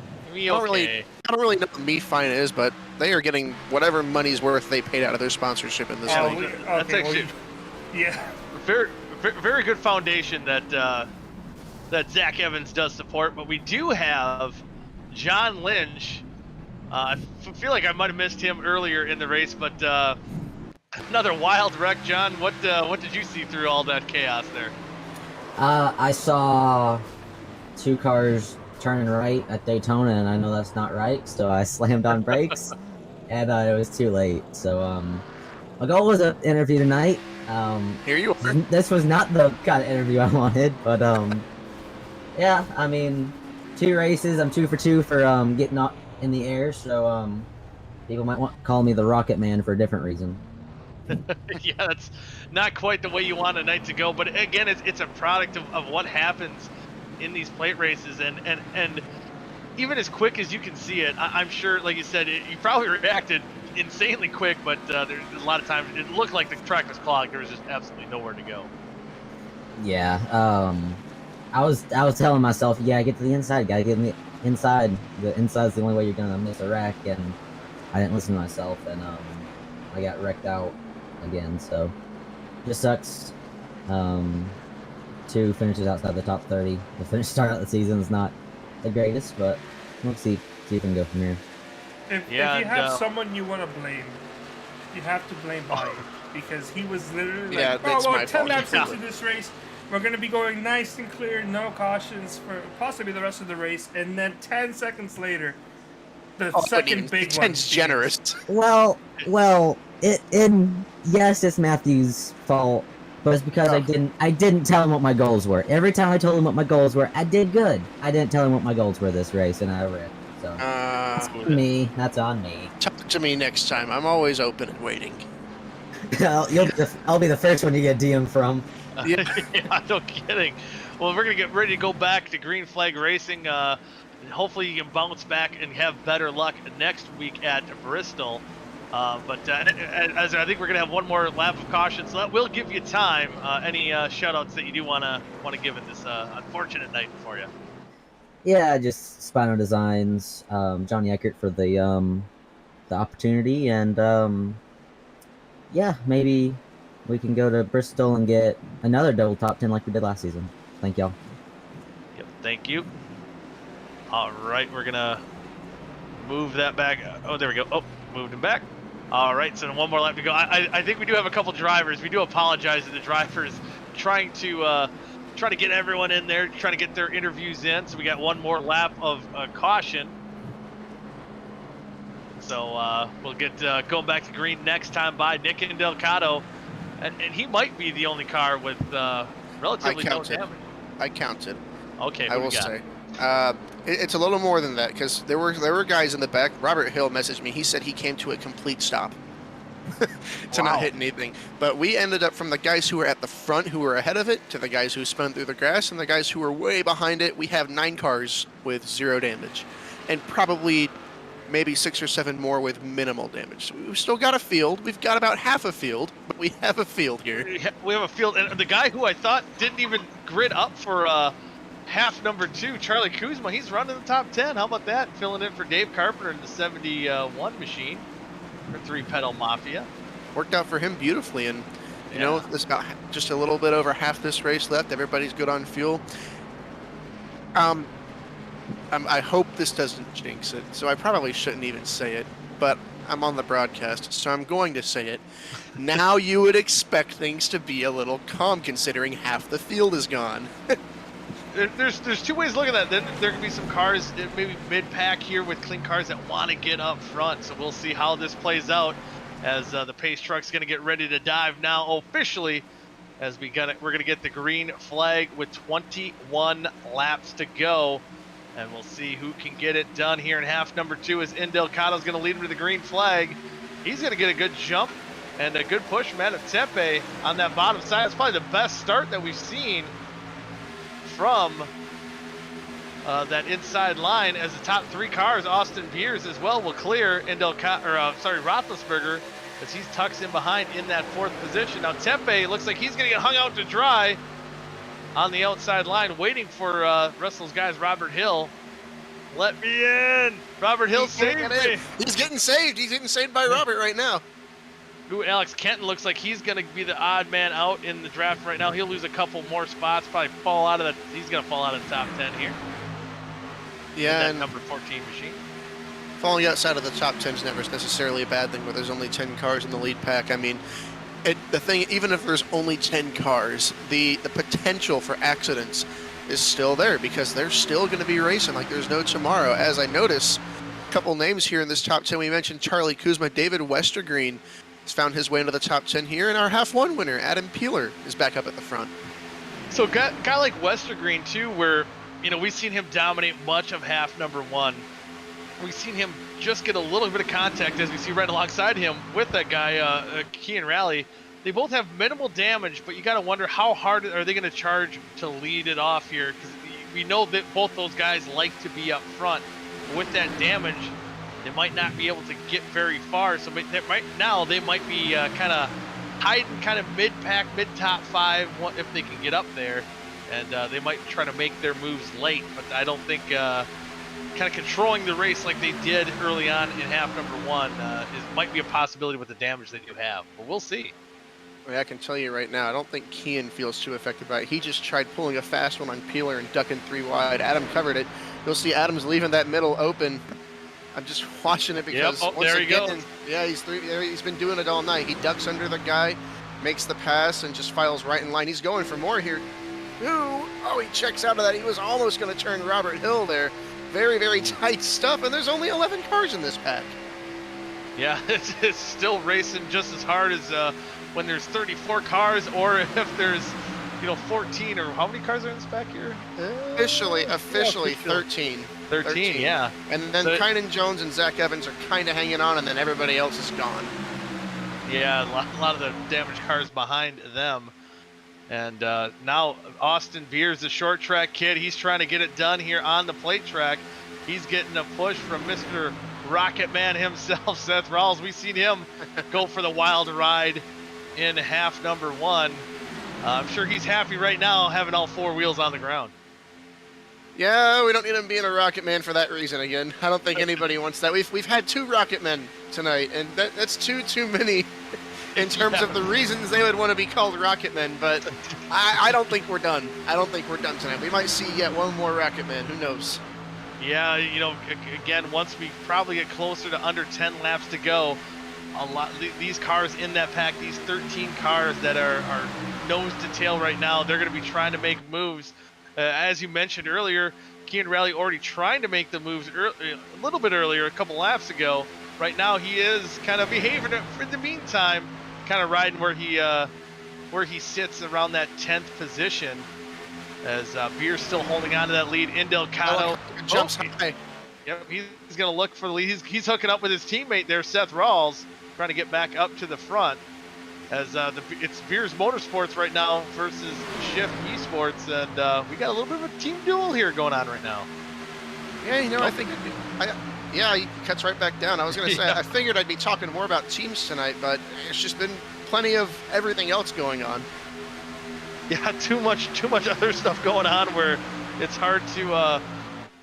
I think too much stuff going on where it's hard to, if you have teammates left. I think Westergreen, who is so short, he's the only. Well, he has Tempe up there as well, so he does have a teammate that he can link onto. A couple Shift Esports cars, actually 4 of them up there now with Indocado, Rawls, and Myhan.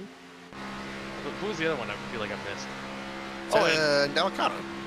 Yeah, okay, yeah. Who actually he's put himself back out in front of Beers. I think he already did that. Actually, I just wasn't looking, and I think the thing that my brain is really looking at is just the inside line is getting out to quite a dominating stance right now.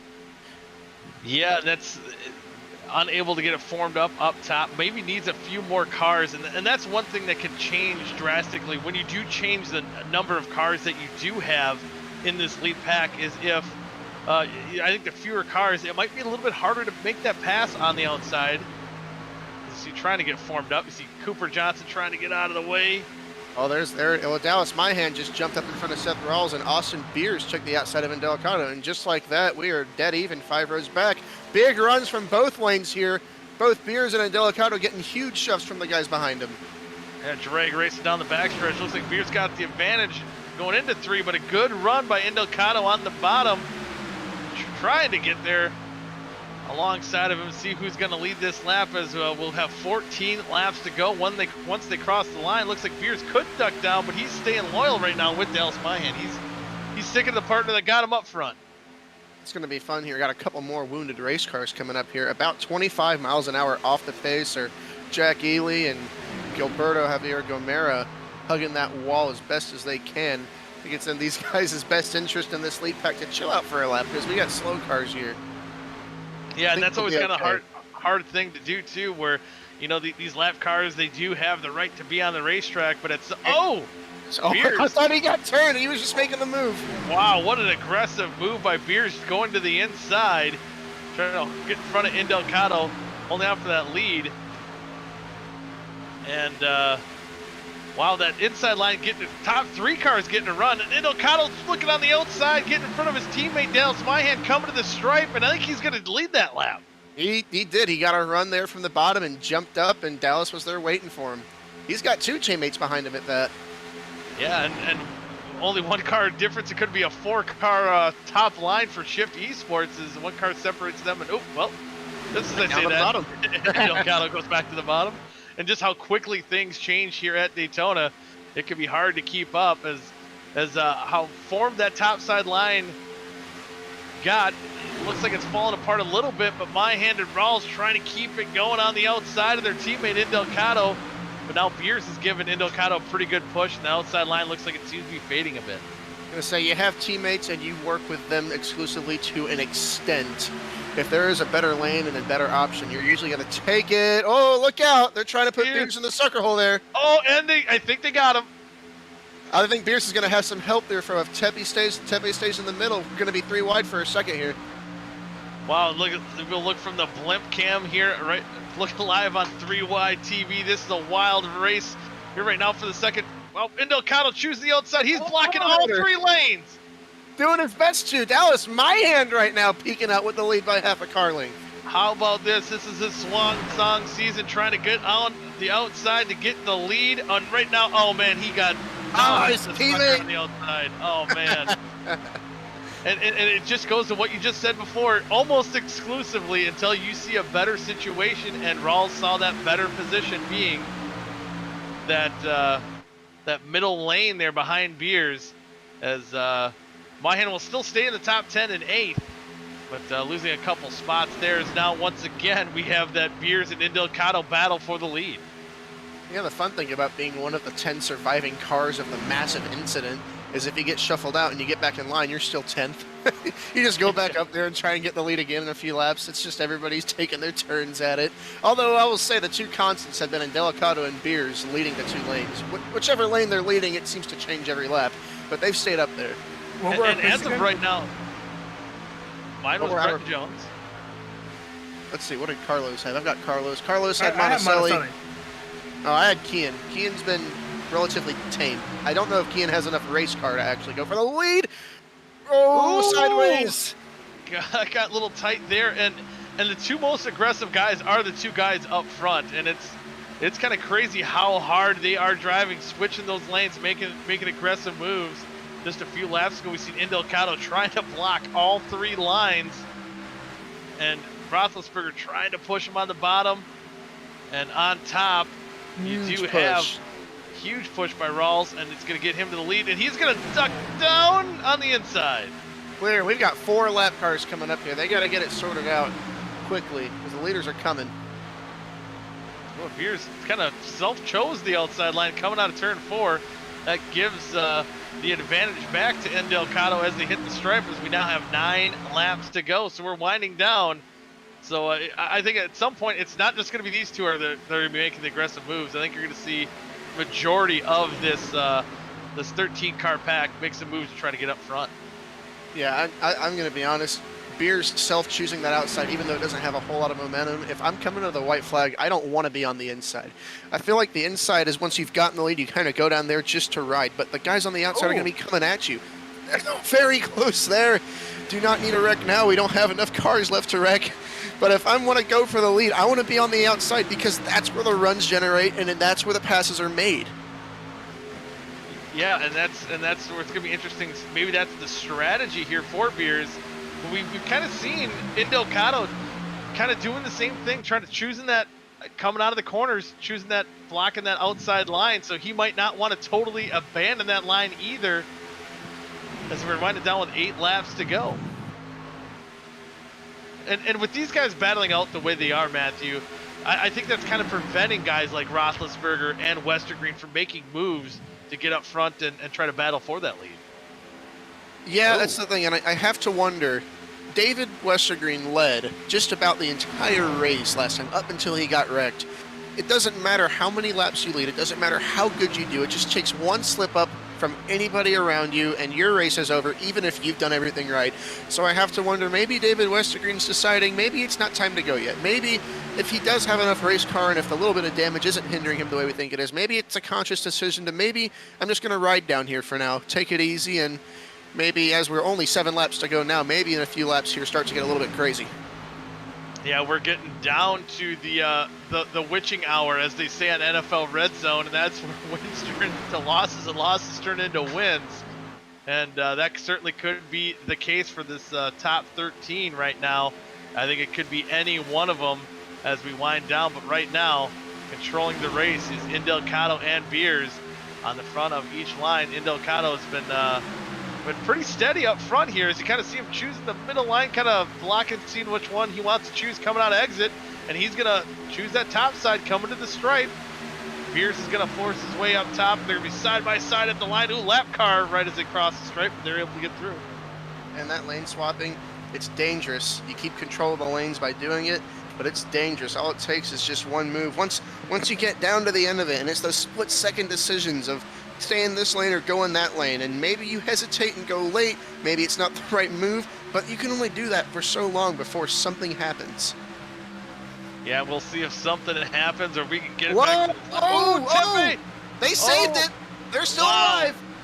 Wow, and Kian really got the old tank slapper going on there, but he's able to keep it under control. All these cars staying within the draft here too.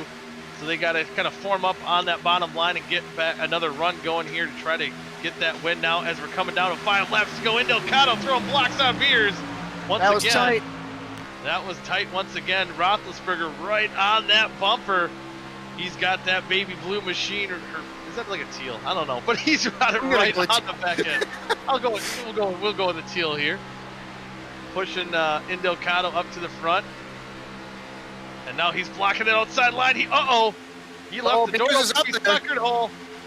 Beers is up there. He's got to run. Is he going to make an aggressive move to clear himself in front of Indelcato? He doesn't have it quite yet. Side by side going into 3. I feel like once you see 5 laps to go, for some reason, 5 laps, that's just a number. That's just like, all right, go time. You're going to see here as Indelcato off the corner jumps up high to block off Beers. Beers is going to look a little bit higher. He does not want to be behind that 4 car. Wow, he is trying to go for it, but what he's also doing, he's preventing Beers from leading these laps. He's it's like he's practicing for that move, but you know, he can kind of control maybe what Beers is doing. But again, there's 13 cars in this pack that can make moves and turn his good night here into a bad one. Whoa! Oh boy, Beers making aggressive moves once again on that outside, and he's Westergreen! Oh, goodness. Kian involved. Oh, kind of able to stay out of it. McIntosh involved as well in the 10. It's Adam Tepe, so the 2 South Shore Chevrolets that were up in that pack now taken out. And I heard someone cussing almost before the wreck even ended, so I knew something bad was happening. Looks like it was between Peeler and the 71 there of Charlie Kuzma that initiated this crash. Yeah, and wow.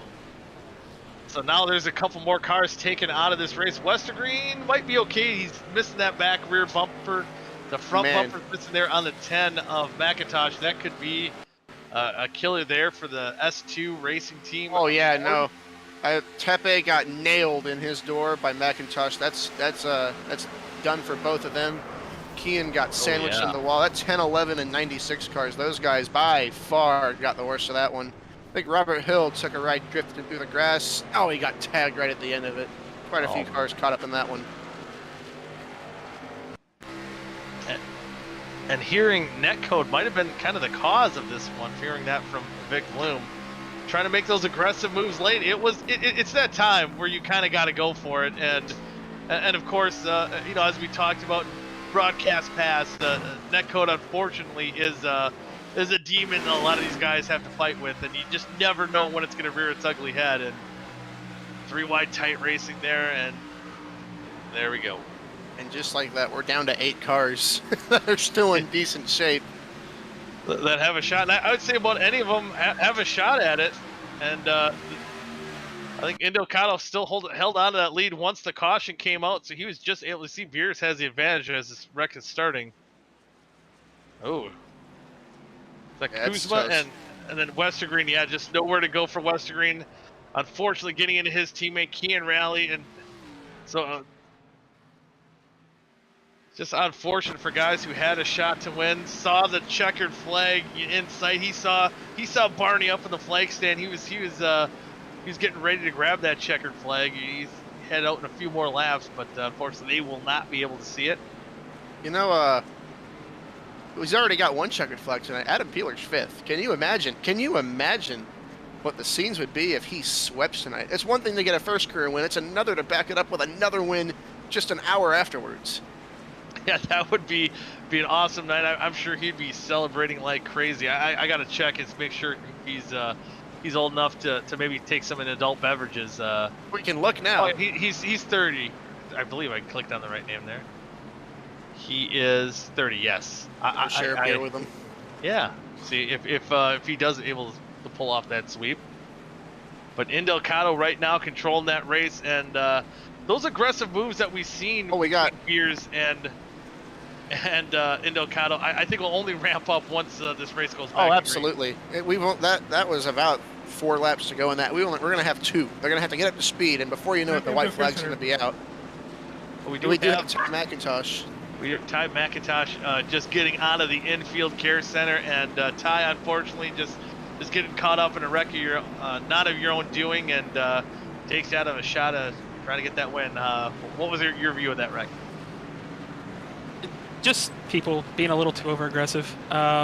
Peeler went to make it 3, and I mean, obviously it's into the race, so he's got to do what he can do, but just boneheaded, honestly. And I had nowhere to go. Kian had nowhere to go. I think Dallas might have made it through okay, but it's just these shifty sports cars keep getting beat up in incidents that we have nothing to do with. So. Yeah, it's just an unfortunate start of the season, but and again, it's just kind of an ugly thing that happens here on plate tracks, and just a product of the beast. So what's kind of your outlook next week going into Bristol?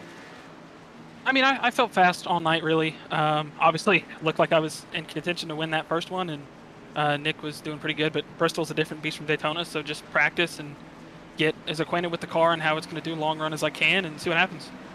All right, we got about a half a lap to going back to green, so quickly, do you have any sponsors? Nope, extended it. We got a lap and a half. Oh, we got a lap and a half now. Just extended it. Just extended. So with that, any shout-outs that you want to give? For Harla Dirt, wish I could have given them a better result tonight. SR Designs, My Energy, everybody at Shifty Sports. Yeah, and hopefully it's a better night for you next time out. It's again just an unfortunate product of the beast here at Daytona, but best of luck to you. And hopefully again we can next time we talk to you, hopefully it's under better circumstances. I hope so. All right, and that's Ty McIntosh unfortunately getting involved in that wreck, as we have some of the field catching back up. A lot of damaged race cars getting back caught up to the field, and maybe some of these guys that maybe were borderline, going to green last time. We might have some sleeper guys that got some damage fixed under this previous caution that could contend for the win here. I think it's anyone's game. Yeah, I'm looking through them right now. A lot of them are pretty much destroyed, but I think maybe, I just don't know if they can clear. I'm thinking guys like Ray Bracey, maybe even, well, no, he doesn't have a nose. They're all destroyed. Yeah, I'm trying to find guys back there. I'm like, oh no, modified. But no, I was gonna say, no, yeah, there are some guys that probably got it fixed up more that are going to have a chance to take advantage of some things. Who's not too bad? Ken's not terrible. No, he's not bad. He's banged up, but he's not destroyed. And those little tykes or whatever, I can't remember what those things are called. Good. Oh, 5 does. Looks clean again. Monticelli, no hood, but still got that front bumper. I think for me is that's just the laps takes them longer to get up to speed. We're only going to have 2 laps once we go green here. I really think it's just going to be a matter of being close enough to take advantage of whatever calamity might happen. I don't know. Look, and Delicado and Beers are both very skilled at what they're doing, and they're both very good at this. but with how hard they've been racing each other coming down to it, I just don't know if they'll make it to the end without the sparks flying. Yeah, and I think the sparks could be flying here as they're going to be pulling their belts tight one more time. We're going to get back under green flag racing, green-white checkered situation here. And Delgado has the lead. Beers on the outside. It's a pace truck gets ready to dive down pit road. Half number 2, almost concluding. Who's going to win it? We're about to find out. As green flag is out, and Delgado is going to get a push from Roethlisberger. Seth Rawls keeping pretty tight in line with the 19 as well. And this is Doc. Ooh, it looks like Dylan Thomas up in the wall. They were about to wreck big back there, but they're okay. And that could shuffle the field up a little bit as the field is shuffling behind a lot of those damaged cars trying to file it all out. As right now, it is side-by-side racing here between Beers and Delgado. Opposite teammates in the first and second rows. It's always an interesting conundrum. Yeah, I'll see who's loyal to whom as we wind this race down. Coming to the white flag, coming to 1 to go once they get back to the stripe. There you see Seth Rawls really laid off and Beers backed up to him. I think they're going to have a big run here. They're really setting up for it. Here comes Beers. Ooh, that top line, more cars forming up to that top line. Coming to the white flag, Delgado's going to lead it, but who's going to lead coming back around next time by? And this could be a top versus bottom line drag race to the finish, or will someone else step out, maybe come from that top lane like Peeler did in half number 1, who now looks like that bottom line getting the advantage, but will they get that run going down the backstretch? Could just be Beers backing up. And Seth Rawls to the outside. He's going to put Beers in the middle. Oh man, this could be a Shift Esports dive to the win, but now Myhan goes to the middle. He's going to stick with Beers on the inside. No one put Beers in the middle.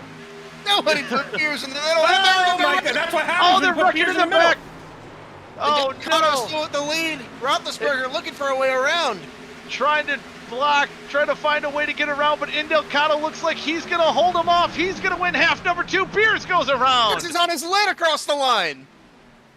He's going to come home with 4th in a flip. Oh my goodness. And you were, well, I don't know if that's, I don't know when he started going on his lid, but you said one more time we'll have a Rocket Man. We had another Rocket Man. We had another Rocket Man. He finished 4th though. Wow, what a wild run. Delgado.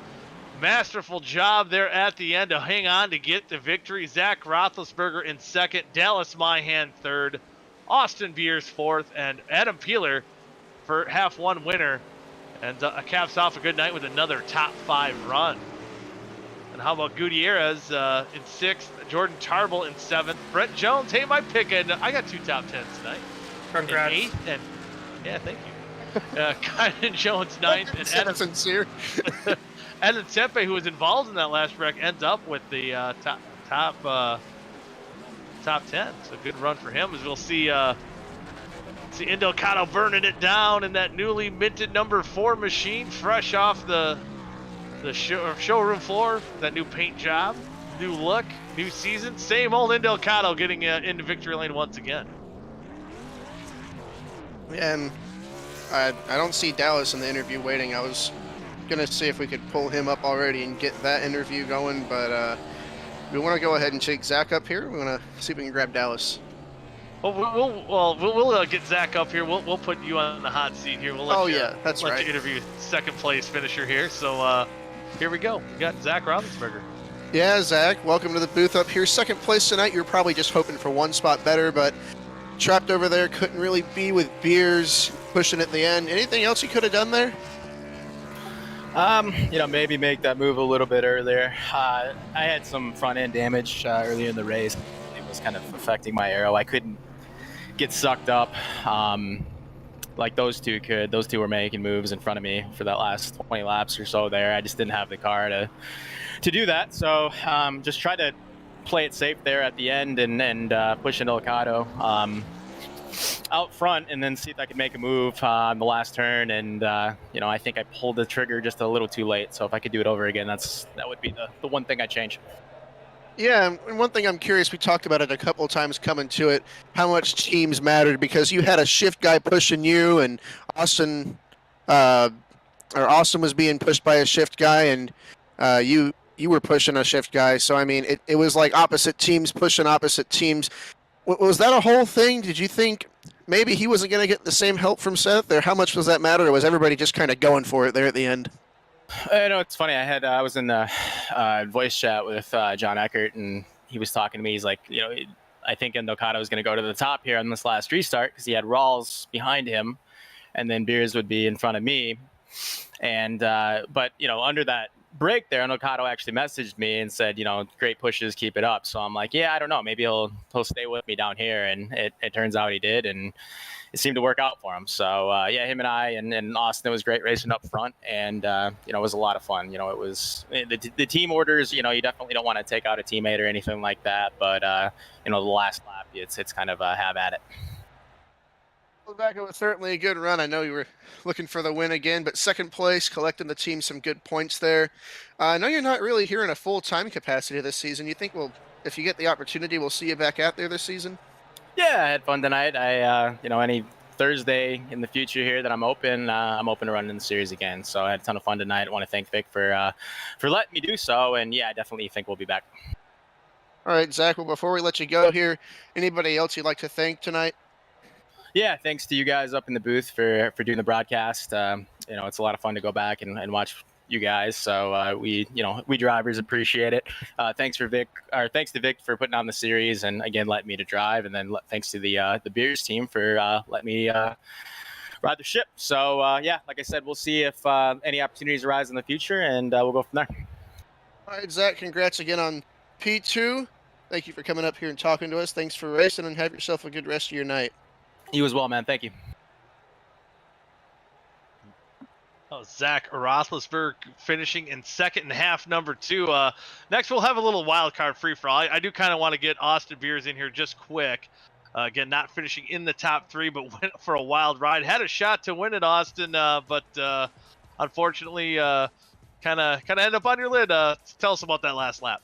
Yeah, we just got out of the infield care center. I'm all right. Yeah, it was pretty fun.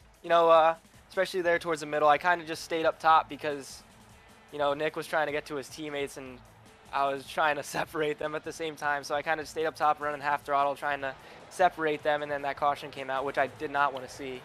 And then, unfortunately, Rawls went top 3 on the backstretch, which kind of hurt my chance to win, but still pretty happy with the 4th place finish. Yeah, it's a good, decent way to start out your finish, and a wild ride. You can join Clint Boyer for getting like a solid finish at Daytona on your roof there. So, and one thing that Matthew was talking with Zach about, the kind of how things played out towards the end, where he was pushing a Shift Esports forward, and you were getting pushed by a Shift Esports forward. Did that was that in the back of your mind? Did you kind of figure? I don't know if you're trying to get to Roethlisberger, just trying to desperately even get to that lead. Did you kind of predict that something like that might have happened where you would have got left to dry on that last white flag lap? Yeah, I kind of figured wherever I went, I was going to get hung out to dry because I knew the Shift Esports guys weren't going to push me past their teammate for the win, which is completely understandable. And so I just tried to stay up top, and then I knew Rawls was going to make one move, and I didn't block it in time, and that was down to me. So unfortunately, I didn't block it in time, and it kind of just ruined my chances to win. So it was definitely in my mind pretty much the whole race once I was up front, but it was definitely good, clean racing up there. I had a blast. Yeah, it was fun to watch up here in the booth as well. But next week, hey, we go to Bristol, short track kid. It's maybe your time to shine. But before we send you off here, any shout-outs you want to give? Shout out to all you guys, Carlos, Goody, and Matt. You guys do a great job. I'm gonna be it's gonna be pretty cool to come back and finally watch this replay because over the off season I was pretty bored there for a while, so I had to rewatch some races. So it's definitely cool that I get to watch some new races again, and you guys do a great job. And of course Vic for putting up with all of us idiots, like I say every week that I get interviewed. So it's just glad to be back. Unfortunately, half of my team wasn't here, so we'll be back in full stride next week for our real opener, I'd say. Yeah, we'll see how it gets done. Bristol, it's Bristol, baby. Just remember, you took everything in stride here today, but check your feelings at the door too, going into Bristol. Great Coliseum. We'll see how it goes. Yes, we'll see how it goes. All right, thanks, Austin. See you next week. Thanks, guys. You bet. That's Austin Beers finishing 4th, but sorry, Austin. Welcome back, Austin. He's back. He's back already, and he's gone. All right. Well, since we kind of had a wild card interview, I'm gonna let you take also the 3rd place finisher here of Dallas Myhan. I'll go ahead and get Dallas Myhan bringing it home 3rd tonight. Dallas, 3rd's pretty good. It's not the win, but what was your view of the events that occurred tonight? How'd that go for you? It was kind of scary up in the second race, especially in the first race. First race, I really wanted to at least get a top 15, top 10. Didn't get that. I got murdered late in that race. Got 28th, and I knew the second race I had to finish good no matter what I did in the second race just to recover from the first race. Yeah. Oh, go ahead. Sorry, I thought you were finished. I really want to work with Seth that last lap. The one we had wasn't that big of a run to get around Beers. I feel bad for leaving him out there. My Discord died during that moment of the race, in the last lap, and I felt bad.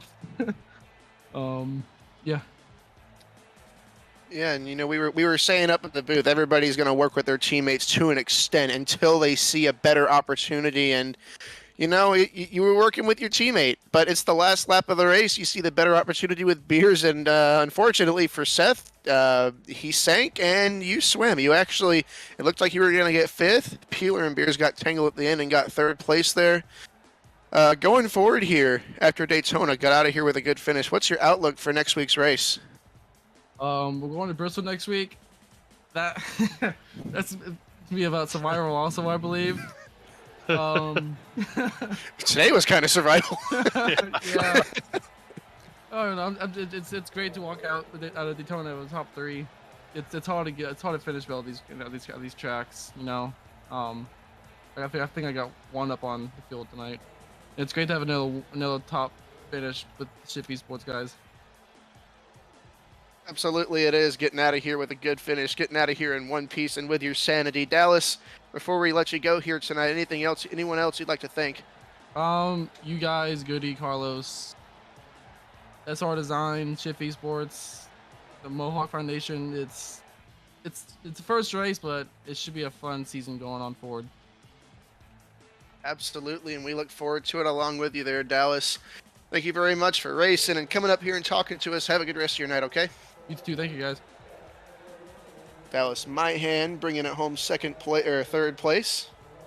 And next up, we'll bring our winner, Nick Indelcato, getting that victory. And Nick, I just have to start off this interview by saying I'd never quite seen that in iRacing, the strategy that you had before that green-white checkered to kind of control both lines, kind of blocking maybe a little bit of that Beers momentum on that top side, kind of choosing those lines very carefully, sometimes aggressively, but it was just enough for here to get the win and survive this wild and crazy race here in half number 2. Yeah, no, to be honest with you, it's a strategy that you can try to play out. I've always tried to play it out in official races, but I think the thing that made it work is my teammate Seth being there. Usually I'm the type of guy in plate races, you'll hear, you'll probably hear Matthew, he'll probably agree with me on this. I tell you, don't even worry about me, because usually when you worry about your other teammates, something ends up happening. But I mean, Seth and Tyler and Dallas and everybody, everybody did a great job tonight, doing what they were supposed to. And right there, it was only possible because Seth and the way the lines worked out, but it was pretty fun. Yeah, does that go back to we had fellow Shift Esports are here up in the booth. Matthew was kind of saying you work with your teammate to an extent, and it seemed like that's kind of what you guys were doing a very good job of doing, where you didn't let I don't think you let each other kind of get in too bad of a situation, but helped each other where you could, and didn't put you guys into too many compromising situations for the most part, but. Man alive, like when did you know to get those runs? It seemed like on corner exits, is that when you kind of tried to stop Beer's momentum? The biggest thing is you don't want to give up that bottom. So, you got to make sure, when Zach was behind me, I had to make sure that he wasn't going to get past me or he wasn't going to have the chance to get a run on me. So it was more obviously corner exit. Anywhere else, they're not really going to get a crazy run, maybe into the tribal, whatever it is. But yeah, that's kind of how I played it. You got to guess it. You know, I know in real life they have their spotters and they'll tell them when the runs are coming. But luckily, you know, we got big mirrors, big virtual mirrors, and you know, I can, based off experience, you can kind of guess when that run's gonna hit you. So now you're making it seem like it's a guessing game. You could have. It's all A little crazy. bit, a little bit. I mean, it is very much a guessing game, but you know, it's got to feel good too. You know, you have a new number, same team. You know, just kind of a fresh new look here for the season, but it's the same old Nick back in victory lane. Especially getting one at a track here like Daytona that can be unpredictable. I believe in the first race. I can't remember, where did you finish in the first race? You had a good run there as well. Finished second. Yeah. So that should be a good start for the points. And now that you're going to be a factor in the points there as well, especially in these unpredictable races, that's got to feel pretty good once we start getting back to, as Beer said in his interview, kind of the start of the season, going to, I guess, the quote unquote normal tracks. Yeah, no, it's huge. And my thing was, you know, I said it when Matthew put out his questions at the beginning of the day. I was, you know, my thing is to survive. I mean, it's all luck here, and that goes back to the guessing game that I was talking to you about. Anything could have happened there, as you saw in the first race. You know, I was pushing my teammate there. I was going for broke. If I blew up pushing him to the win, I blew up pushing him to the win, and it didn't work out. But you know, we survived both races. I finished dead last in the first one, and you know, they had that big wreck, but it's all luck. Happy to come away with, you know, insanely good points. So that is what it is, but Bristol's next, and then we have a road course after that. So I'm very confident in the next two races. All right, we'll be looking forward to that. We'll probably be seeing you up here in the booth some more, but before we send you off and let you go celebrate that win, any shout-outs you want to give? Yeah, you know, like you said, you know, new paint, same team, Shift Esports. Go check them out on Twitter. And with the new paint, see the number 4, and you see the purple and the blue. Sam Drake's photo is on here. Sam is a great friend of mine. We've been friends for a while now. We meet every year at Watkins Glen. He is a great photographer. Please check him out on Instagram. I mean, insane photos. There was a couple weeks ago, he got a car flipping at Watkins Glen. I mean, the guy's crazy. Check him out on Twitter. Check him out on Instagram. Go follow him. And also, again, Seth Rawls makes all our paint schemes. He raced tonight. I mean, how can you not love this 4 car and all the other shift cars in the field? So shout out to them. And once again, shout out to you guys for hosting and, you know, putting on this broadcast. It really does mean a lot. Well, thank you. One thing before you go, I got to ask you, speaking of Seth Rawls, you know, with the launch sponsorship and the way he flew in half number 1, I think his new nickname is the Rocket Man. What are your thoughts? I wholeheartedly agree. I mean, he hit the catch fence in race 2 as well. So, I mean, that's a good one. I love it. Yeah, we didn't see it, but he messaged me. He said he flipped twice, and I was like, twice? Well, yep, Rocket Man it is. It's yeah, no, please. Yep. Thank you. Yeah, you bet. Well, thanks, Nick, and go celebrate that victory. Yeah, have a great night. Yeah, you too. Carlos, is it too late to get it? Because it was gnarly. I'm looking at it right now. It was a gnarly flip. Wait, was it as gnarly as the first?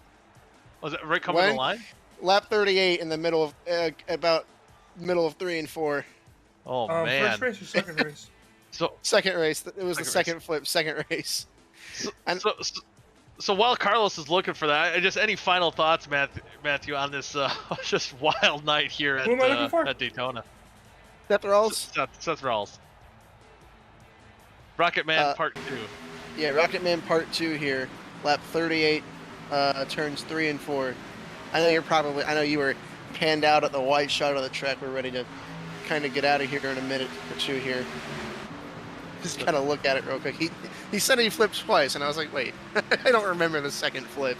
There was so much going on that last lap. It was hard to show both the lead there. See, Beers throws that block.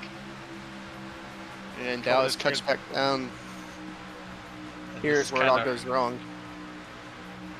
It looks like he's out of harm's way. You know, just mind his own business. I mean, you know what he hasn't done in a while? He hasn't flown.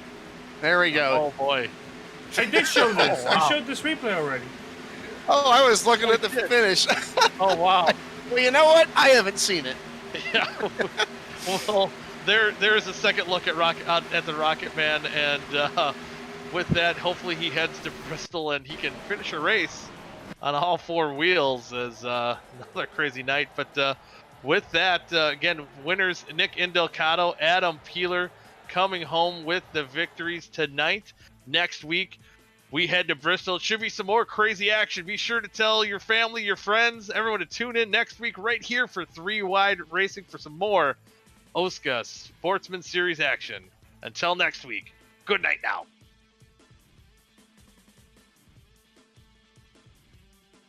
Stay quiet.